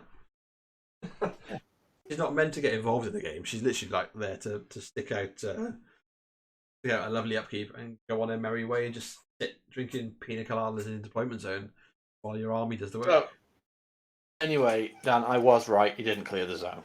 So, but there's a very, very sad Mangler. Yeah, that is a very sad Mangler. It's got a Cortex in his right arm. I think the right arm is the tail. At least that's something. Yeah, I mean that at least can probably kill the Menite Archon. So, if it can hit it, thing right. I think they're only like Mat 6. Yeah, but it's only what? Is it defense 14, 13? Yeah, just boost it and boost it. Just flailed. Yeah. When the foe hits it, or it's already down to 4 boxes, so yeah, definitely die. But yeah, this is looking pretty good for Per right now. And they're pretty much on par time wise. And Per's got 2 CP, and he'll score. I think another 2 this turn. I don't think there's anything. Oh god! The Mangler just rolled a 6/6 for his fire damage. Ooh. He's at 1 box. And he's died to the corrosion. Oh, that's brutal. Oh man. If there was... I mean, there was a bit of bad luck from Per early on with the spell into the Thamrite Archon, but that makes up for that, I think. This has been a really well played game. Yeah, I am. So to finally properly answer Liquid Execute, very well. Yeah. How is Sevi doing? Sevi is just fine. Sevius sat in his grave like a happy little chilling lad. in a dirt box. He's a priest, right? He's just like he's doing good priestly things. Sitting in the box, praying, and just happens to have brought a ginormous church flamethrower with him, sat in front of him, doing Menoth's work. Yeah. So then, table 5. It looks like Daniel probably didn't do enough. The Gallant did, or Gallant and or maybe with a bit of help from the Thamrite Archon, did finish off the battle engine. Yep. But the Precursor Knights didn't take out anything of any note on either the Wold Warden or the Feral. Yeah. So those two are still fully online. The Death Archon's still fully online. Nothing's contesting. This is a clean-up turn for Michael. I think so, yeah. So a little quick look at the score. So it's 4-5. So 4 to Michael, to Baby Michael, 5 to Daniel. But we can see, right, so he's going to score to 5 for his zone for sure. And I'm not sure he needs to read a hell of a lot. But sorry, but kill everything on the table, right? Once again, this Wold Warden is needs to just the worst dice. This Wold Warden needs to go back to the quarry, get smashed to bits, and get remade by. We'll build a new one by some druids that aren't smoking crack that particular day or something. Oh, he's done it. The big lad's got it done. There we go. Yeah, this is looking pretty sewn up. Yeah. And it's basically like unless he puts Kruger into a city. Yeah, unless he gets Kruger shot by a Thamrite Archon. Thamrite Archon just dodged forward, right?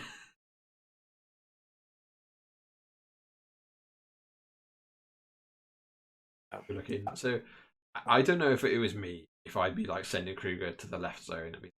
Just run away. Yeah, and just be like, that's fine. Just dump some fury, go over to the left zone, and go. There's nothing that can hurt me if I'm out of range. 14 inches from the back edge of that Wold Warden.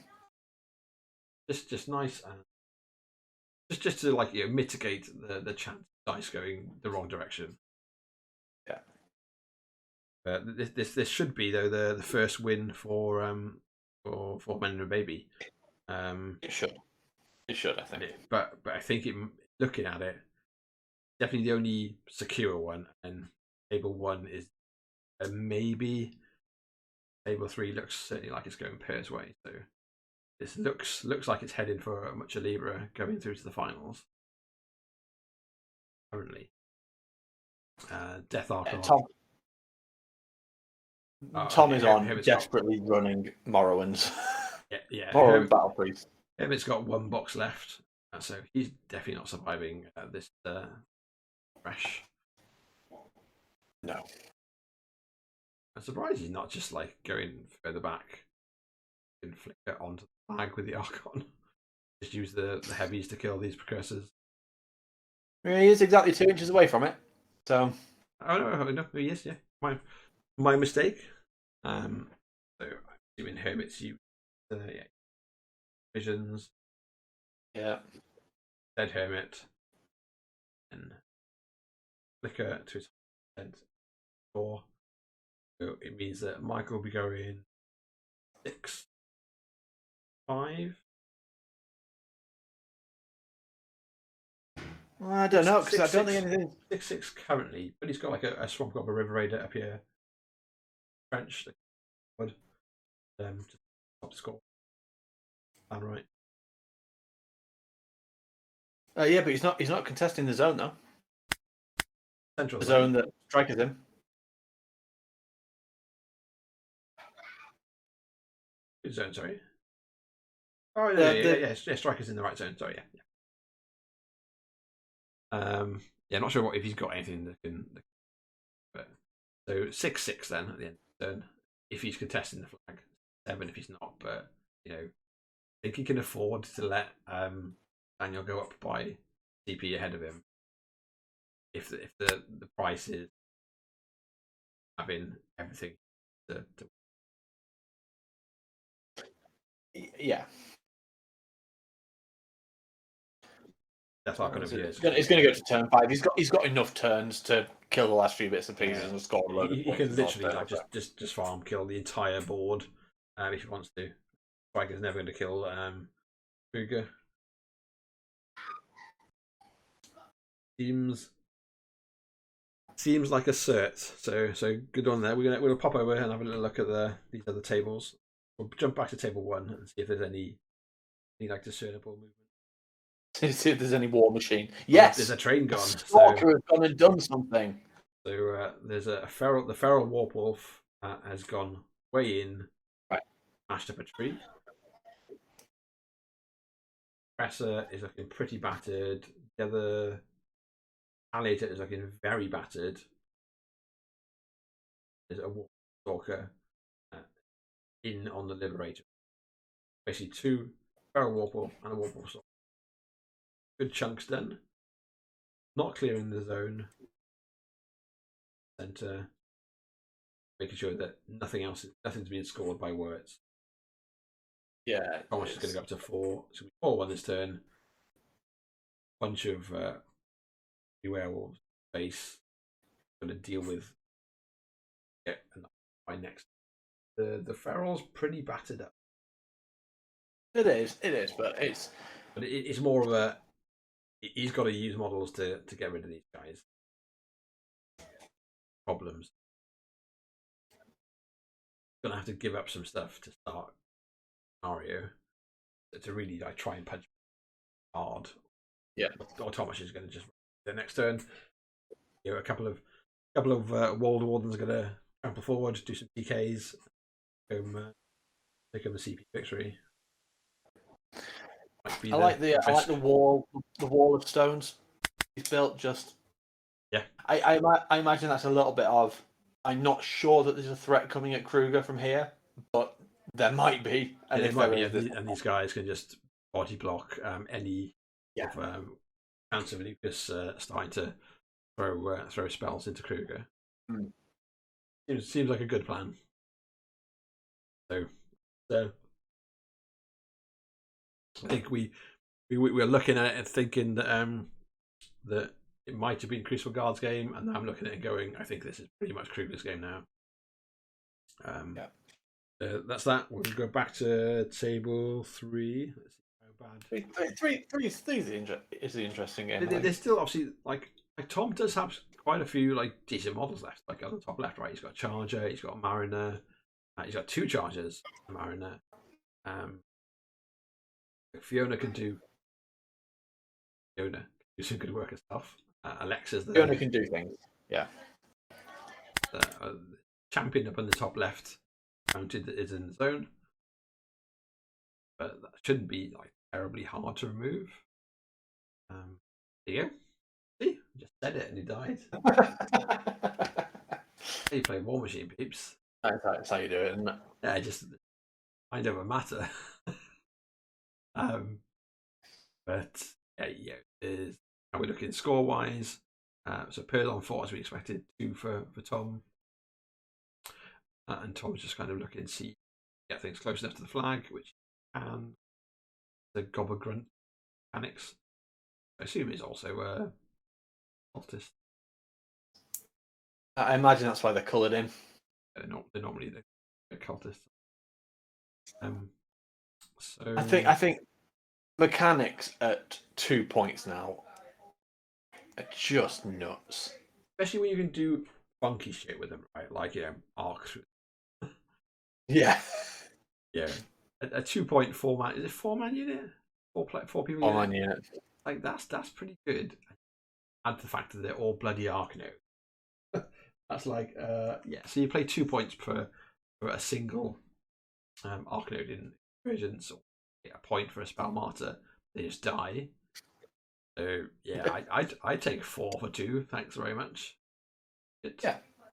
I think I'd go further. I think I'd take 6 for 3. Oh yeah, and I'd just flash out. And you can you don't even need to be in formation either to arc through them. Why would you? Would you? Bonkers. I don't really know what this Mariner's been doing all game. Well, it's facing that way, so it's facing towards the left. So it's dealt with this champion that's come into the zone, right? But Yeah. that's not like great. No. The thing is though, it can't shoot unless there's a warrior model in base to base with it either. So It's within an inch. I was within No. an inch. All right. Well, there's They've got longer arms to feed the ammo in. Yeah, I do quite like Mariners, but yeah, this one seems to not like all these gunjacks in the left zone don't seem to be in a position where they're really leveraging much of anything. They've just not been able to. The only thing the target they've really had is either an armor million paladin or defense or a million Idrians. Yeah, it's an AoE though, so at least you can get some stuff done off the Mariner rather than the chargers. But from this turn, does if Tom can kind of start moving his jacks down towards the central zone, then Per's going to be at the spot where he's got to move the Judicator one way or the other. But he can do that and just keep on like advancing, put down a bunch of sprays to kill anything that's nearby, and then fish those long bomb rocket shots off. Yeah. He'll start now, sort of getting quite aggressive with blessing as well, and start really leveraging Sevi's spell list just to deal with the odd little bits and pieces. Need killing. Yeah, potentially. With will one die to a raw warrior? Roman's got right? So he's armor. Not rolling a 6 to hit. He won't. Yeah, rolling like a armor billion.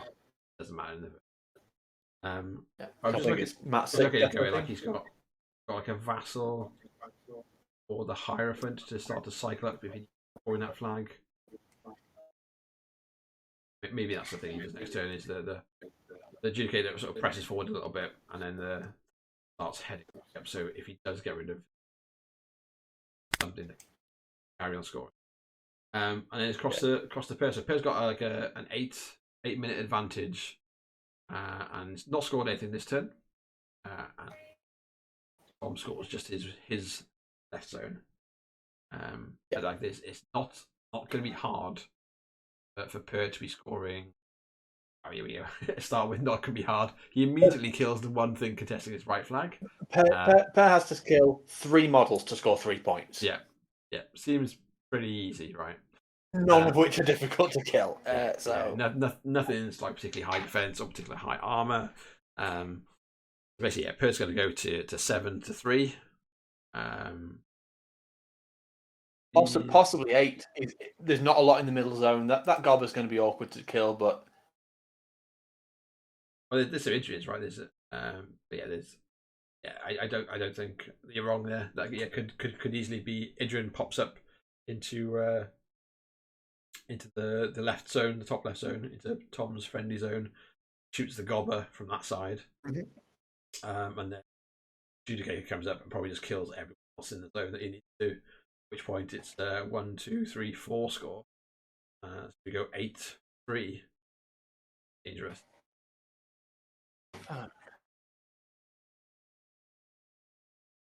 In fact, no. You can be. There's an easier way to kill that Gobber. Just shoot the Thamurite Advocate a load. So it's got to sack it. Yeah. I think the objective's safe though. The thing the Judicator is too far away. There's enough good things to get into the Judicator into the objective. He's not scoring an extra one. Say that. How far is it? If he's scoring the 3, if he can just clear the zone, he wins.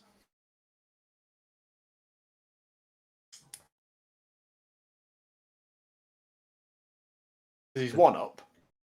1 up at the moment, yeah. He'll score 3, so he'll go up to set. So he'll go to 3-7 tests. So he's scoring his flag. Oh, no, he can score 4, right? 1, 2, 3, 4. He can score 4. Yes. Okay, so he's got just 8.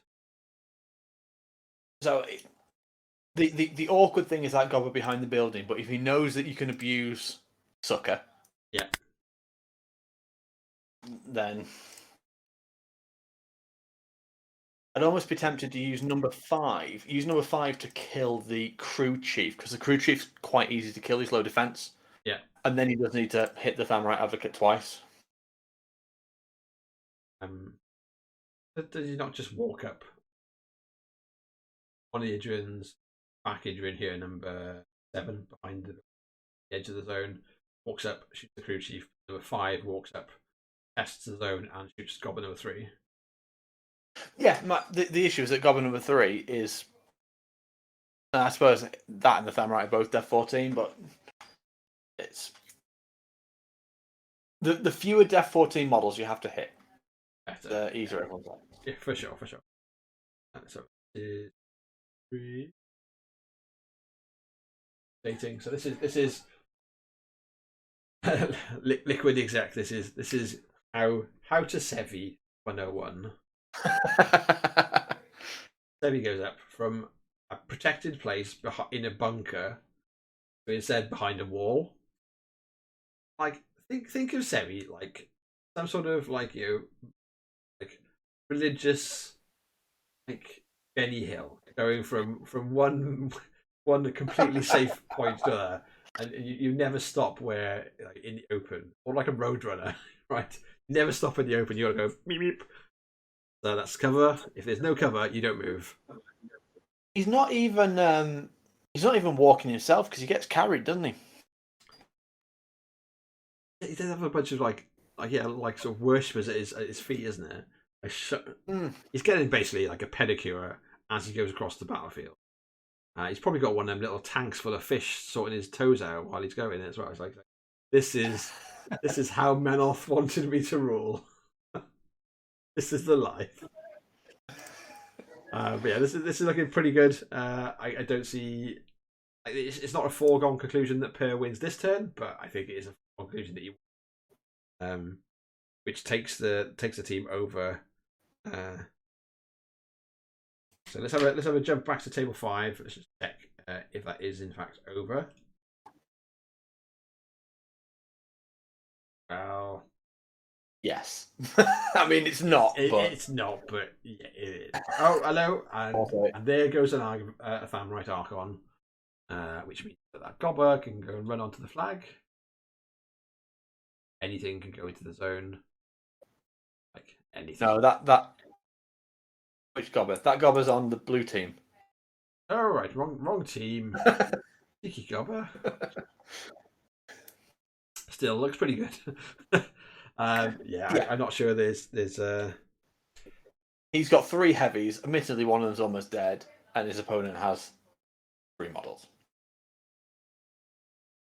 Looks rough indeed. So yeah, I think this is going to be over in a minute.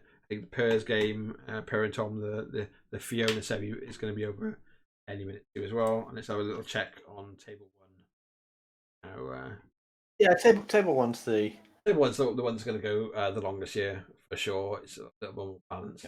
There's a little more balance. Lukas' turn. So Crucible God Wirtz is currently on 1 CP to Kruger's 4.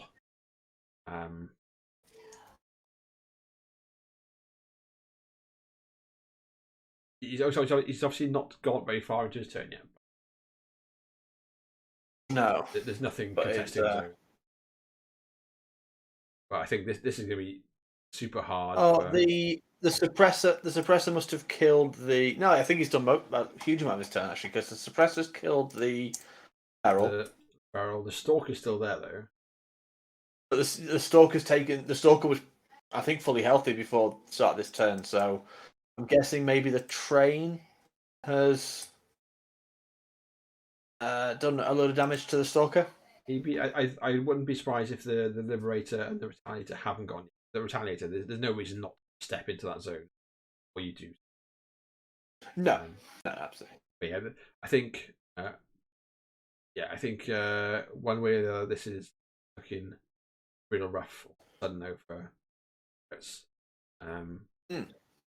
It's just gonna be like, I think, trivial for Tomash to be able to just basically clear off his zone, the flag if they're both contested, and just get his famous scenario victory there. What do you think about that? Does that sound how you're thinking? No, I definitely agree. Yes, it looks like some big scenario plays. This obviously it was a couple of big assassinations from Justin and Matt, and then the rest of the team finding these scenario points. Let's jump back to number 5. Get my little nose to see what's left. It's still going. We just go back just as the last of the precursor units gets killed. It's a gobber. Jake's has left. Jake's is making her presence felt. She realizes the game has started. She's like getting out of bed, pulling the shoes on, and realizes just have one spell to cast. Actually, have to distribute. I'm just looking. I've just quickly looked at table 3. That Jake's is still not in the kill box, so she's there. she's well on brief. She's a method actor, and method is stay alive. Apply awesome upkeep, stay alive. Yeah. So got a pause on this table.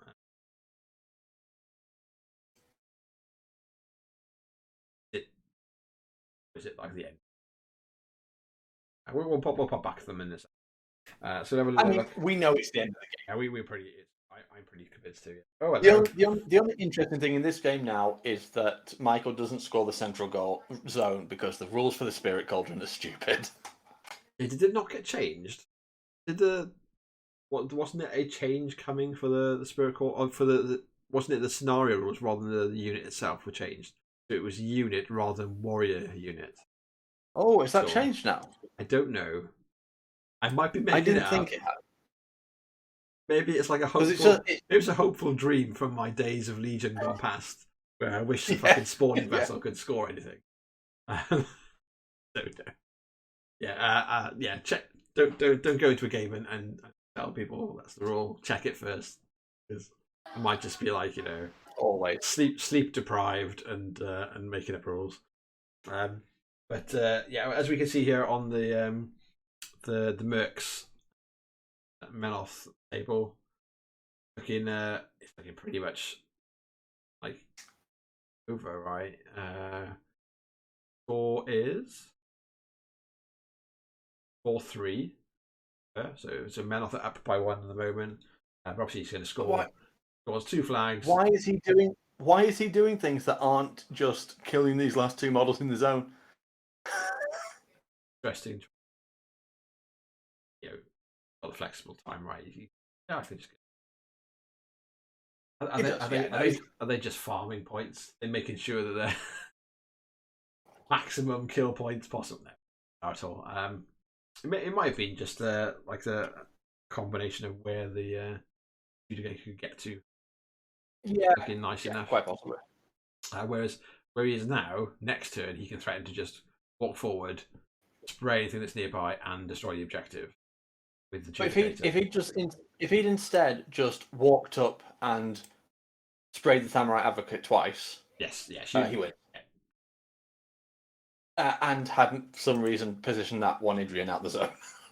So because he could be straddling the zone, so he's both scoring and contesting. I mean, look, I shouldn't be criticising. Oh, no, absolutely. There's a way to close the game out, but he has closed the game out because he's just killed. I had this conversation with people yesterday. Yeah, obviously, when you're watching a game, it's much easier to go. This is a more optimal play. This is the way where you could have thought about this rule, or this power attack could have worked to your advantage. Backseat Warmachine is the easiest game in the world. Yeah, for sure. However, not killing that dog. Not killing the dog. It's going to haunt you tonight, isn't it? It is. I'm going to have words with the other half and be like, if Ben wakes up in like sweats tonight, because the black dog of Cygnar has come to haunt him. Yeah. But this is so it's over to Tom at the moment. So Fiona's got something she can do, but we're currently looking at 3 CPs to 7 now. Yeah, looking pretty sewn up. We'll jump across to table 1 and see if it's looking. It's over to Tomash. 4-4. So he has finished off the the other warp wolf. Yeah, he killed the other warp wolf and stuck the alligator in the zone to deny stuff. Rocketman Ace got close enough to the flag to stop the Wayfarer from scoring it. Something put some more damage into the Death Archon, I think. So now it's down 7. From here, what is it like? The well could just shoot that the Rocketman. It's nice to see. 4, 5, 6. I don't really know what the Samurai Archon's been doing all game. Presumably just shooting the Death Archon? Well, the well's taken a bit of damage. It's just like 6 points. Yeah, it does seem like it could have been like maybe like right next to the objective, so behind the wall having cover. I know, but the well ignores cover, right? So it can't get close enough to the well to risk just being shot to death by it. At which point, yeah, well, he's fast enough. Like one turn and he's over the other side of the board. But it's a beautiful little setup actually because of that threat from the well, he can't get close enough to shoot the Wayfarer in the squall. Yeah. So the squalls that we were like lambasting earlier, going, yeah, squalls are useless. Yeah, we were. Except when they're not. Well, no, because I actually really like this because the squall means that the Samurai Archon has to get closer to it to shoot it, but then when it gets closer, it then gets into windstorm range as well. Yeah, and then the well can just start lobbing AoEs at it, and there's no safe place. It can't just hide behind the wall to do it because the well just ignores the cover anyway. That is and could just the saddest Samurai Archon. And can just boost and just go, I'll just Samurai. Yeah, I kind of feel like it maybe would be better if he just redeployed it. If he basically just spent a turn running on basically behind the train in the centre of the table. Get a bit more reliable work, and it could have been that he's chipping away at heavies by then. So here we go. There's the rocket person Ace that was contesting the flag in the score is gone. So that'll be 5 points. How much at the end of this turn? 6 points if you can remove the Retaliator that's on 9 boxes. Seems quite possible. Can you kill Rayless on 36 boxes? I find it interesting that he's putting the Rayless in the zone. Putting the Rayless in the zone. Sure, he's got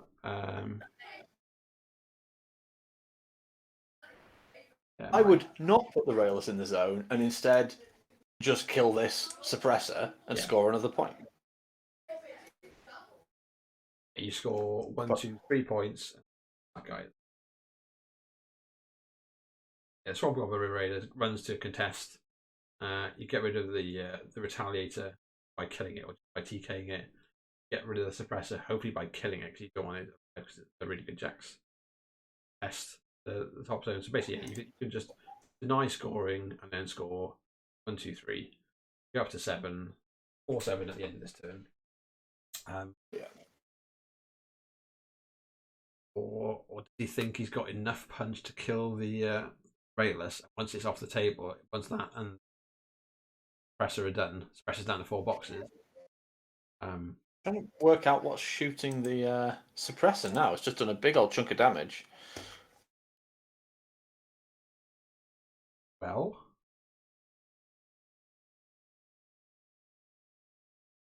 the well range 14 or was it range? Dan X forever. That's Dan Price, right? Has said it has changed. I wonder if chat has caught up with our conversation about the. Yes, quite possibly. Dan would know that because he loves pots. Yeah. He does love, and we're saying that very carefully because we don't want to insinuate anything about Dan. He loves spawning vessels. Dan loves spawning vessels. Fine. Spawning vessel. All of cannabis. So that's a dead heavy, and the Archon squeezes forward. So that would now be a point if he hadn't put that suppressor, that Rayless in the zone. It would be, yeah. I wonder if this has this World Warden gone? One on the right, and he's going to put the World Warden into the room and just kill him. And the World Weird is going to shoot Kaelyssa to death. Oh, Kruger's off. Bye bye, friends. Like, no thanks. I don't. It's like I don't want to give you. Here is done. You're not getting an option to like why he doesn't kill me. No Hail Mary for you. I am a druid floating around in my flappy dress, and I am not getting killed. I'm just chilling out here, picking the kill box. Just for the record, table 5 hasn't moved again, so I think that's obviously being called. They just popped up the scoring sheet as well. So that looks like it's. Yeah. So that means it's 1 to 4 Men and a Baby, and 2 to Mucha Libre currently.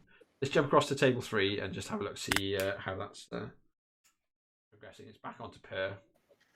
So the score is 4-8. So I think if presumably if he just ends his turn, he wins. I think. Oh no, he might just need to. No, yeah, he could just end his.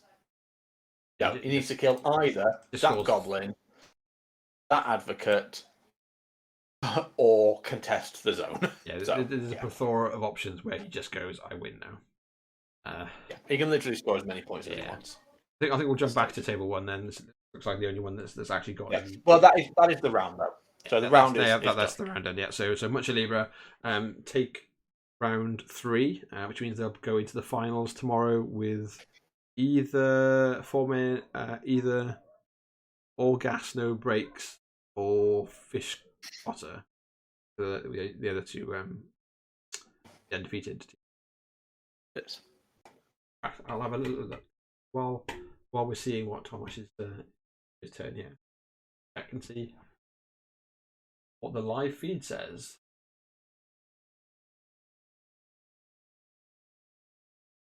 It's 2-1 at the moment. Derek and Brad have both won, and Chevelle has beaten Grant.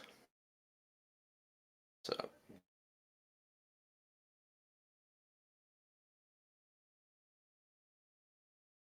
we'll see. So not decided yet over there. Like it's pretty much.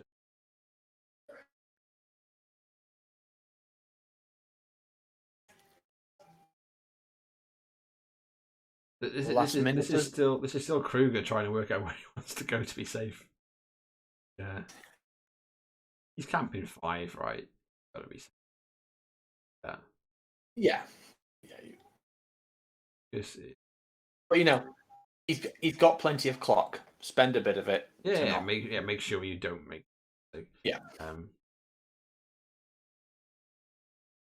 I can't help but feel like if he just dealt with the Retaliator first, they should just dump Fury and run behind this forest over here, where Chuck is, and be like, "Hey Chuck, I'm just gonna come and chill over here." Go this. He doesn't want to be completely irrelevant, does he? So yeah. The last minuters have won their round against Scorn Hub. Oh, cool! That's the team that's come in and taken where Ukraine had to obviously bow out. I've chatted to if people are watching. I've had a few chats to some of the Ukrainian boys who were playing, and they're all kind of in sort of like seeing each other up in good spirits and a lot of hopeful thoughts. So good. It's good to hear. Bit of side politics, but they're a bunch of good guys who said they're really appreciating just support people reaching out and saying hope you guys are okay.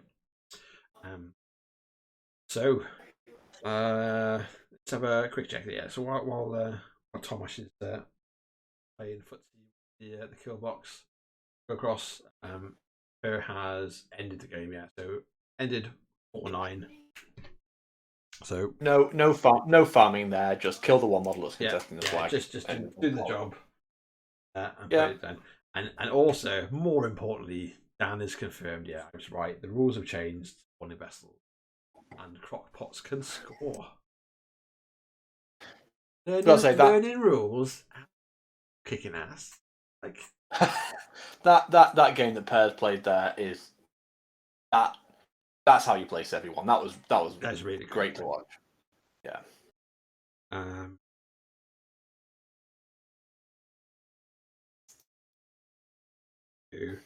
We're currently at 4-4. Not sure what's activating. Okay, right. So there's a stone shape going up. So, Dan, based on this round, do you remember that time, very brief time, right at the start of Mark III, Yep. where Kruger 2 wasn't one of the best casters in the game? Other than that, I don't think that exists. I think that's like an urban legend. Kruger wasn't when Kruger wasn't one of the best casters in the game. Yeah, like because I don't think there's a caster that's been more consistently one of the best casters in the game. Haley. In the way that Kruger has. Maybe Haley comes close. Like she did ride high for a long time. She did, but then she's had periods where she wasn't super relevant. In fact, I think we're in one of those periods now. I assume Haley 2 is what you. All 3, right? I think 3 has been super strong since she came out. Like there was a bit of a swing where people started really countering the Gravedigger lists. Yeah. But I think the number of times I played Vyros 2 into Haley 3 Gravediggers. Yeah. It was always a really close matchup as well. It was a good fun one. I remember, was it my second WTC? I took Vale to Double Thrones. I was like one of our counters for Haley 3 in the team, and we played a friendly with one of the Norwegian teams on the Friday, and I played their Haley player, and it's like not really sure how your list is. Really friendly. I'm not sure how your list is going to do against me. I don't think this is going to be very nice. And I feated and like left him with like literally like a couple of models. He's like, "Holy fuck!" He's like, "What just happened?" I was like, "Oh, this is what the list is. It's meant to do this." He's like, oh, I like that your famous Scandinavian accent even makes it onto streams. Ah, it's amazing. we had Dan's special accent hour on the drive home from the Wirral event a couple of months ago. It was a great time. Jesus, that was fucking scary. Driving back from yours was we basically just drove over like the Peak Districts or the mountains, just in fucking fog where we could see about 10 foot with the car. Totally safe. I was like absolutely there on my phone taking pictures. Yeah, it was good. It was a cool event. That was Liquid Exec, thanks for the follow. This is where you come to see Sevi do good Menoth work, apparently.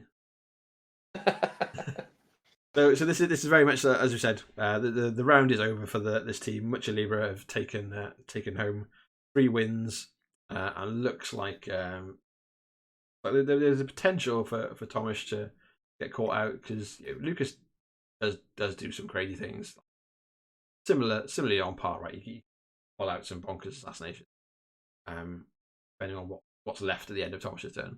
But either way, Mucha Libre take the round, so they'll go into the finals. Instead, we're looking to see who they're going into the finals with. So I'll just update. It's still 2-1 to all gas no brakes currently. The other team winning bracket. That's the Arc Node killed, and so looking a lot more like no, the Liberator's the Arc Node. What was in the zone? Oh, was it a Retaliator? Retaliator was in the zone. Okay. The Arc Node is not dead, and it still has a box. Oh, no, but what theme is it in? Ooh. Don't they auto repair? I don't know. I don't think it. The thing is, its movement's gone as well, so it can't exactly go very far. Well, what's the only auto repair one, or the auto repair like? Oh, and there's a mechanic right there. It's on. Yeah. Maybe Thomas is wise to take that time to work out exactly where he wanted to go. Maybe. But yeah, we'll no, see. I'm genuinely gutted not to be here for the final round tomorrow, but get to play some actual Warmachine. Real people. Real life, real people Warmachine. Yeah, I gotta wait till Monday to play my games, but I think hopefully I'll play real games on Monday, potentially midweek and Friday. Yeah. After having no babysitting action for a while, parents come to visit, so I'm like, okay, so I get to go to the club on Monday. Might get to play games during the week, stream games at home. Might even have another babysitter weekend to go and play like our local club or a local game store. Hooray if I do. But yeah, I'll be happy with Monday. I'm playing Kaelyssa and Helena, the 2-rep battle box casters. Just getting both of them out. I do like Kelly. I've had a couple of games with Gorshade. I'm not in love with him still. Yeah, I know a lot of people have. No. So we've just stopped to score. So it's 4-7 in Circle's favour. Cross to towards the there. Yeah. I'll tell you what, the Helena's good fun still. She's not the best caster. She's a lot better than she was as well, right? Like her power up thing is pretty tasty addition to her toolkit. I'll tell you what, it's a whole load of fun on Discordia's spray. That is for sure. But this looks dead. I'm not sure what falls back. Like he can clear the flag relatively. So 5-7. You can kill that one shifting stone in the zone. So 6-7. And I guess he can contest. I think he struggles to contest the flag actually, because I think the only model that could realistically contest that flag, he's got to put the Archon. Is the Archon? Yeah, he's got to commit the Archon, go to the flag, do some damage to someone, no matter who he shoots. Go. Just do it. Just shoot the Wayfarer. Just do it. He's been annoying you all game. Shoot the black-clad Stone Shaper and get him to walk behind Kruger and hit him. And then, it's got 4 boxes, so not the best options to finish up the game. But yeah, I think Crystal Guard are still super cool. Like, I definitely be up for having Crystal Guard on like my team at a team event. Things you'd like to see on your team, Ben. Kruger too, surprise, right? Yep. And then I think what would you say? I'd say I'd be tempted to have see some of the lists coming out of Cygnar. I'd be tempted to have. I don't know if I'd. You might maybe Cygnar or Crucible Guard and like have interchangeables. One like a really good gun lineup. Yeah, the thing is, are you the question is for me, and full disclosure, I've applied to be captain for the one of the captains for England, the WTC. So do you get to choose what team, or was it just whatever they give you? There will be well, if it works, because I was picked as a captain for 2020. That was for Roses. Roses. Yeah. Obviously, we picked those teams fully, and then started through the process. So my number one thought at the moment, if I were putting a team together, the first question I would ask is, do we want to try and beat Kharchev 2? Or do we just chalk that one up as an L? Yeah. And play our games? Because obviously in a team event you need, if there's a caster that you want to try and beat, you need at least 2, ideally 3 lists to be able to can beat him. Yeah, absolutely. And right now, at the moment, because of how hard Kharchev 2 skews, I would probably lean towards not bothering. Just with him. Assume you can dodge it. Yeah, or if not dodge, just someone has to take a loop. So you've got 5 games, you need to win 3 of them. At that point, you've got to win 3 of the other 4. But I think that allows you to have better lists Yeah. than you would. So we're seeing like here in these two teams playing each other. Only one car chef player. Obviously, they only get the luxury of one in a team anyway. Only one Khador player, which is and they haven't dropped the off list like the Ruskins. I'm going to have a quick look through and just see, and this is Jesus Christ, very high level. All gas, no brakes. They've got a Khador player, but car chef. The other team that was undefeated, the Khador player with car chef.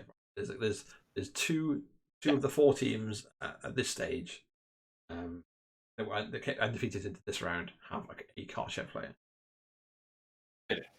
I wonder how is that playing. Khador's won this round. But like, so I would say David's Kaelyssa list almost feels like it's made to kill Karchev 2. I think, yeah. Yeah, because it's got the double Electromancers and the 3 stationary shots to really cause a lot of disruption to the jacks. Yeah. It's not got an iris, which you'd want to see if it was fully focused on it, but even so, the armor-piercing guns are so good at taking down the Khador heavies. Yeah. So those 4 shots, that's a dead heavier turn before you sort of do anything else to them. Yeah. It's pretty big. I wouldn't disagree. I think Ret are in a decent place to deal with Karchev. Deal with Khador, yeah. I think. And for Ret, it's not. There's no downside to it because Kaelyssa is a perfectly good caster to have in your pair anyway. Yeah. For sure. If you wrote down Ret's 5 best casters, if you got every Ret player to write down Ret's 5 best casters, should be in every list, I suspect. Yeah, maybe. Yeah. I need to decide what I'm playing at the events next month. There's 2 events next month, right? You go both. You do Sherwood and the Walsall event. Sherwood and Walsall. Yeah. Yeah. I'm doing both of them. I need to get a different Kaelyssa model. I hate the shitty sculpt one. Yeah, I need to. I think I need to watch some stuff from Firestorm Games anyway. So like, I'll get the resculpt version while I get some like weathering. And I've got my 2 tridents made. Yeah, I'll send you enough pictures. They're finished now. They're all primed, stenciled, ready for paint this week. I've primed mine today, actually. I'm waiting for you got real tridents though, right? I do have real tridents. Show off. But yeah, I'm waiting. The only thing I'm waiting on for them is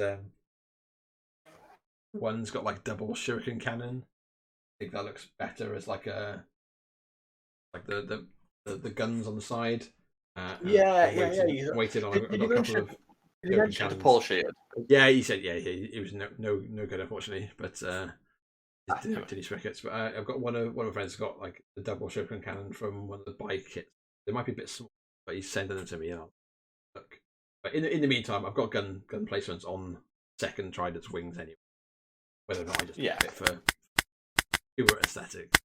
I'm pretty happy with how they look. I've got my scheme is sure set. Clock bonkers going. Yeah, wow. Jesus. And if someone has gone to the toilet and put their headset on the space bar, that's what happens normally. That's what happens. Oh, is that what does it? Yeah. It's a nightmare. and then for the next 10 minutes, you'll get notifications at the bottom of the screen of X players switch their clock to blah blah. X players switch their clock. Fill up to lock. Yeah. That is a yes, company 4-7. You guys are gonna get down, get on the way. I should probably try and get someone to help me. That would be for sure good. But thank you for coming today. Obviously, the first round No problem at all. this afternoon was a little bit chaotic, but that's unfortunately what I got to deal with some days. But I can only put so much time into streaming when I got kids. I gotta go back and forth, but it worked out okay. Hopefully, it's gonna be entertaining to watch back. Mad. Yeah. But there are more important things than this game, aren't there? Oh, absolutely, yeah. My kids are super good. They're really good at independent play. I basically just set loads of things up for the afternoon. So it's like, you can go to this room, and I've set up painting and drawing, and I've pre-prepared your meal. Here it is, and here's your snacks. Yeah, it's pretty easy. Just like sort of set them, and then you can go for a while.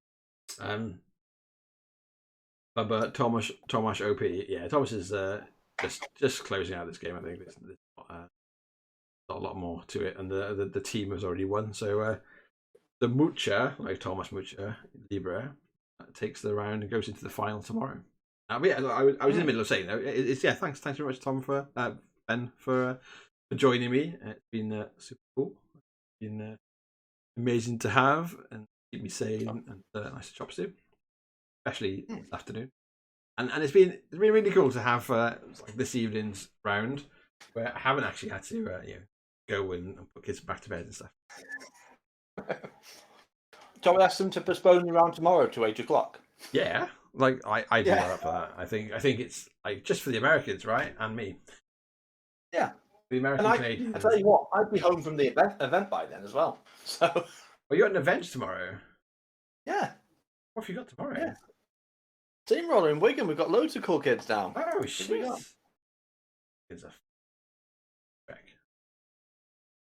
We've got some real big boys. We've got like Brett's coming over. I was about to say you want anyone from my neck of the woods. Yes, Brett's not too far from. Andy McBurney. Andy McBurney's coming over. Yeah, but he lives north of the wall, right, where the wildlings are. Like as far north as you get until you're Scotland. Well, yeah, I forgot there was what's the venue? It's a gaming shop in Wigan. It's called. It's called Nerd Shack. Oh yeah, I've heard of Nerd Shack. Yeah, cool. Yeah, it moved during COVID, during the lockdowns. They moved from where they'd been previously. It's Andrew Howarth is the guy who owns it. Yes, that's probably why I'll have heard of it. Or I've played him at an event or something. So, that's really cool. Good to see another place. Like it does seem like there's a lot of events springing up, and like the international events are coming back as well. Obviously, the Belgian Masters is like a week's time or something. Oh, is it amazing? Yeah. Like the guys were on stream yesterday going like, "Come on, you've got like this weekend to get your ticket." And I'm like, "Yeah, ticket not so difficult, babysitting a bit more difficult." And then most importantly, the Welsh is back. The Welsh Masters is back, yeah, and I believe it's sold out again, so it's at capacity for the new venue, and then it's in the new Firestorm Games in Cardiff, which looks amazing. A little bit out of town. I've not been. Yeah, it's a little bit out of town, so it's like in like sort of Leckworth towards like the football stadium rather than 5 minutes from the rugby stadium. Because there's like four stadiums in Cardiff because that's how we roll. Yeah, so it's a little bit out of town, but still, it's like a lot more sort of accessible, and the space just looks fantastic. Really cool to have that back. Ticket doing yet, but I normally just take my kids down and stay with family and have a holiday out of it as well as the tournament, which is cool. And obviously the WTC has again. If you're huge, huge credit to the Belgians for rescuing that. Yeah, well, like what's not to love about Belgium, right? They're fantastic. Yeah, they're really good. They're a really good sort of hospitable bunch of players. They put on a really good show. I really wish I could go to the Belgian Masters. I'd pre-registered for it before things sort of changed with my life shit before Christmas. But hopefully we'll get to go to one of their random events next year, maybe. And they were saying as well if you go onto the WTC site, there is a link to the solo masters that will be updated as soon as they know whether or not it's going ahead and viable. So if you aren't on a WTC team, or if you're a reserve, or if you want to go for like the experience, keep an eye on it, because if you can do the solo masters, if you don't get to go and do the team event, it's still super cool from everyone I've ever known that's played there. It's an amazing time. So yeah, keep a. And to reiterate, mentioned it earlier in the earlier stream, but 25 hours left for Team England WTC applicants. So get them in. And if you haven't already. All the applications are going at the same time, right? So not taking captains and players all applying at the same time. That's right. Yeah, throwing it all in together. Do you know what the crack is? To the committee pick the captains, the captains pick the teams. That's the plan. I believe the committee pick the captains, and we're going to find out by early March, and then by sort of the end of March, the captains and the committee together will pick the teams. So I'm assuming you'll have lions, knights, and roses. Again. Yeah, I think so. There was a. I like how the Welsh team changes. There's been a discussion for a few years about potentially changing it, but I just sort of don't think anyone can be bothered. Cricket, football, and Yorkshire tea. Yeah. That's fair. So yeah, this is just like what this we are Thomas's last turn here, maybe. Good score. We've got nothing on the flag, but obviously you can just run him onto the flag. The Archon's out of the way.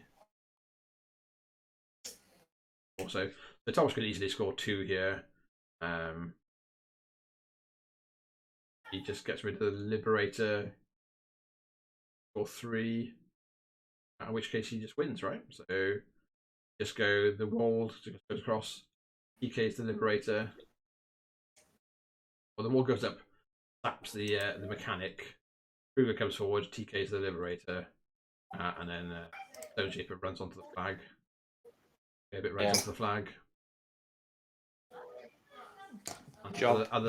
Other Stone Shaper runs into the zone on the left. But what is impressive, actually, I think, is from a pretty rough position, the Crucible Guard, they've ground through it pretty well. They have, actually, yeah. It wasn't as in the bag as perhaps we thought. Yeah. A couple of turns ago, it looked like attrition-wise they've gone, but attrition-wise they've kept up. It's just the CPs ticking over that's done for. It's a fight for it rather than just a landslide. Like big Alice is out, smashing stones to pieces over here on the left. And Kruger very much still has to keep safe. Like Kruger versus Lukas, like personal assassination. Either of them, if they fuck up, just kill each other. Yeah. Lukas is behind Mentalist behind the building on 1. Kruger's on 7. Obviously, but it's Thomas's turn, right? So he'll replenish spirits. That's not to say that Thomas is camping 7 and being scared. It's he's just got to be back at the start of the turn. So hard to judge how much he had before.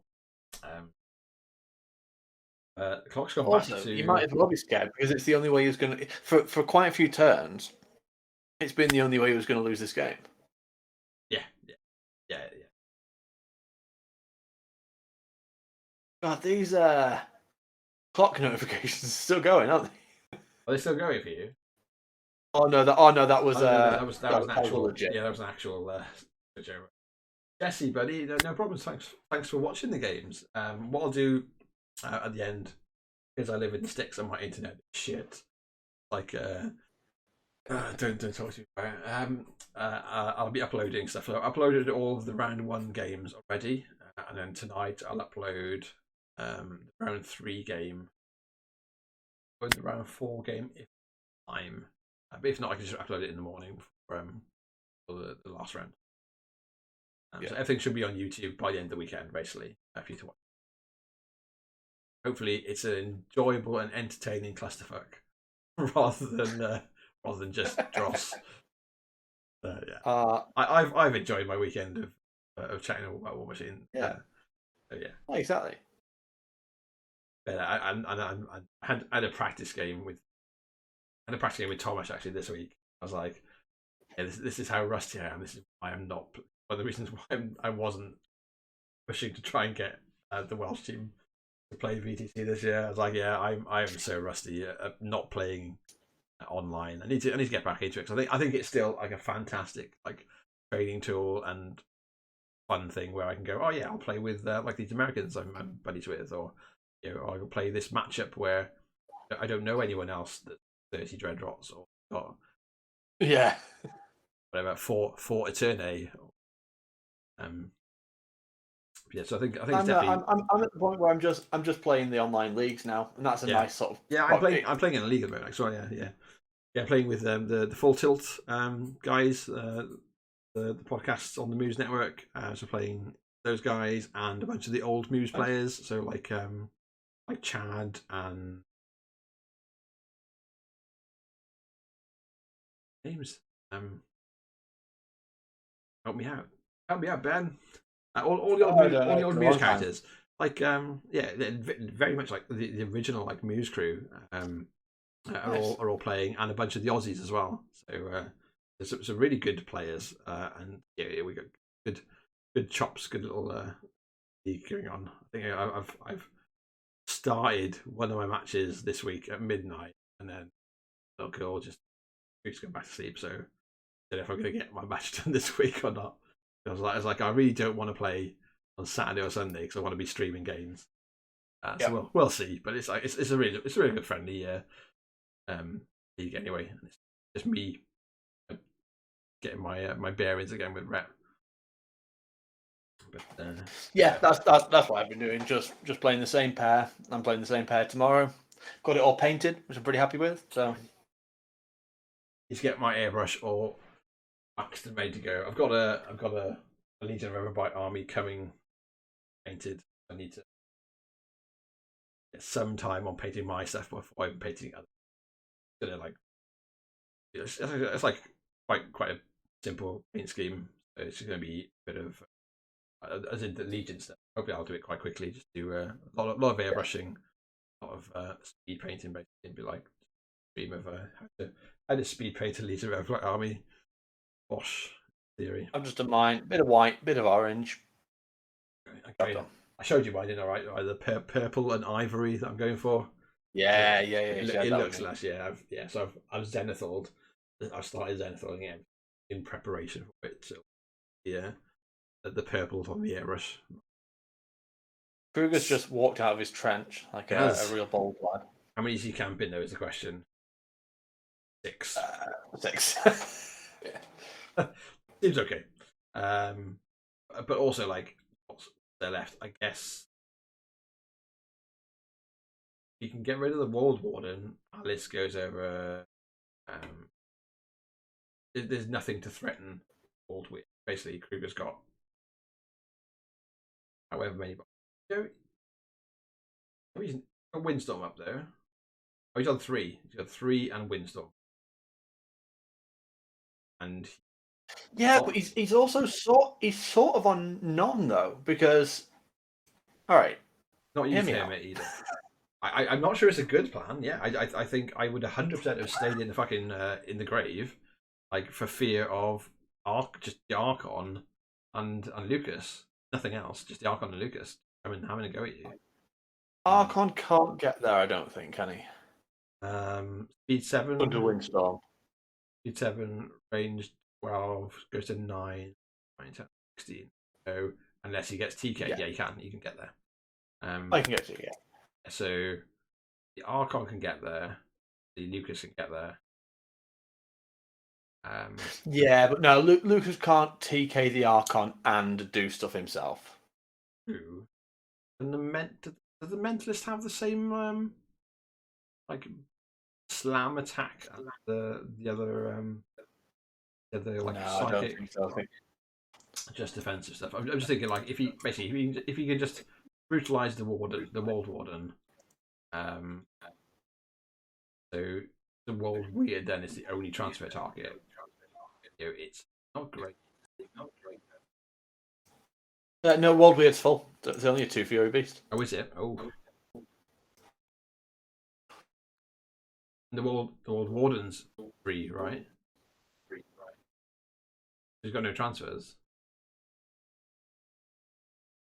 You've got a Hermit. Yes, he has got a Hermit. That doesn't sound great. I just stayed in that fucking trench all day. Right, here we go. Here we go. We're going to make this interesting. Yeah, the last game of the night, the last round. The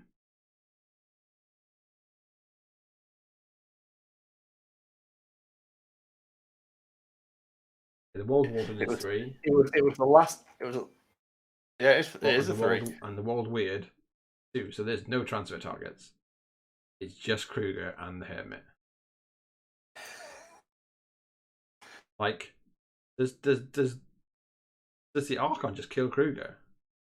It just doesn't need anyone else. Maybe, like, potentially. What's Kruger's defense? Like 15, right? Kruger is defense 15, arm 15. Yeah. I mean, it's a really long shot. Is it that much? Now they've got just 3 shots though. Right. You fucking gonna hit you. So oh no! Wait a minute. It's fine. He's fine. He's a secret master, so he just fucking stacks 3 shots. Hermit can't die. One shot onto the Boil Master, 2 shots onto the Hermit. There's no die, no death. There we go. We're all having a lovely time having this, making this game a little bit more interesting. For the last turn then I remembered the rules. And you just got a chat on it, yeah. Let's pretend that Kruger doesn't have sack porn. Yeah, he can't sack off to the pot. He can only sack off to Keith and Nigel. So Jesse's just reminded me in the chat. Thanks, Jesse. It's been a long day, buddy. It's been a long day. I had my shopping. I had to order my online shopping for the week to arrive at 6 this morning. The only slot I could get. So I went to the supermarket at 6 this morning. Did you? Yeah. The only time I like going, there's people there the rest of the time. It's awful. I don't even.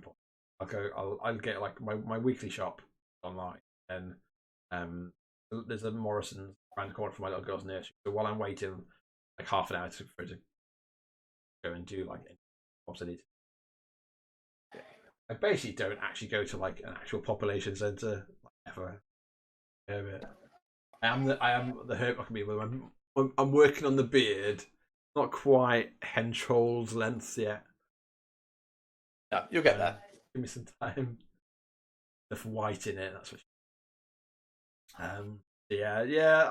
I was full in there for you.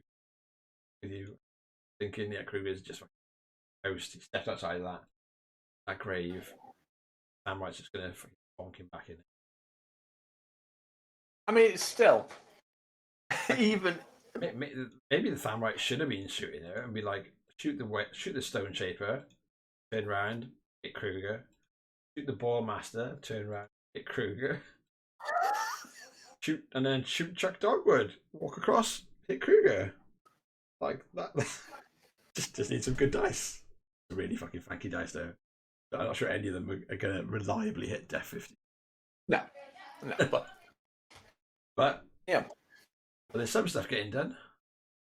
This is smashing on the old wooden. Got 1 box left. You clear this zone. What he's got here. Chuck. Also, one part of that plan that doesn't quite work is that the Stone Shaper doesn't have a melee weapon. That's a big downside when it comes to melee attacks. That's one of the reasons why I've been playing a bit of Assyria, and I'm coming back to the same thing I had, same like hang-ups I had when I was playing before. Is can't do any work, and games go long. How they go in. Yes, I can buff this guy, and that's it. Make you go a bit faster, and that's it. Whereas, if you take Kaelyssa or you take Gary, well, I'm gonna shoot the fuck out of these guys to this turn. Hey, get some models dead. Or you take Falseer and you say, I threaten all of this. I'll kill you Colossal in 3 hits. Cheers, love. Yeah, I've been looking at Falseer. What's going on here? So, we're on turn 7. No, we're on turn. Are we on turn 7? DPs have gone up. Not sure if the turn tracker's gone. I'm not going to lie to you then. It feels like we're on turn 80. These guys. I've been enjoying this, but this game feels like it's been going on this game. There's got to be some serious fatigue at the end of this. Oh. Clock bashing.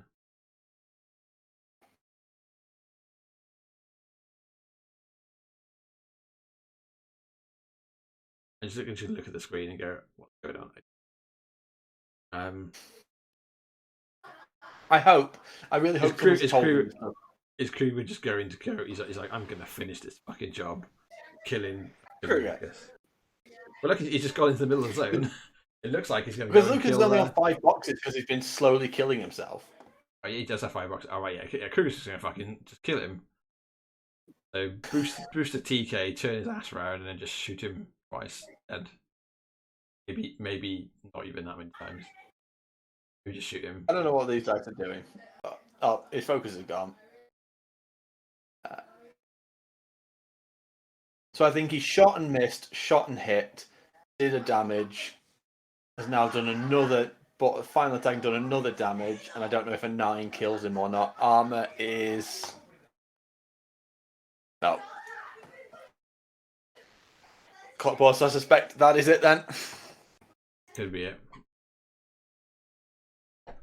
Which means like absolute fair play, which means that Mucha Libre take the round 4-1.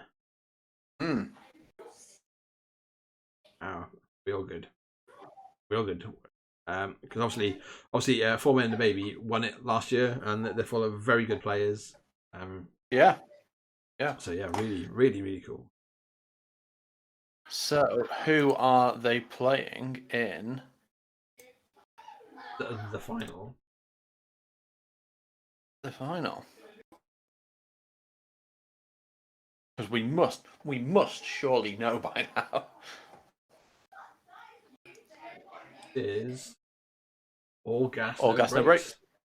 So John Henry won, round 1. So cool. Ah, well. All gas, no brakes versus Mucha Libre. For the final tomorrow. So I think the final's at 4-ish. Check out. In fact, I could just load the player pack here, couldn't I?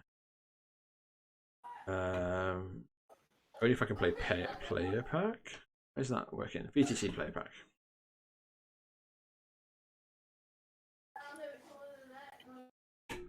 So Sunday is announcements at 4:15. Or universal time, wherever it is. And yeah, 4 o'clock. The line bearings go up. 20 past. Game set up.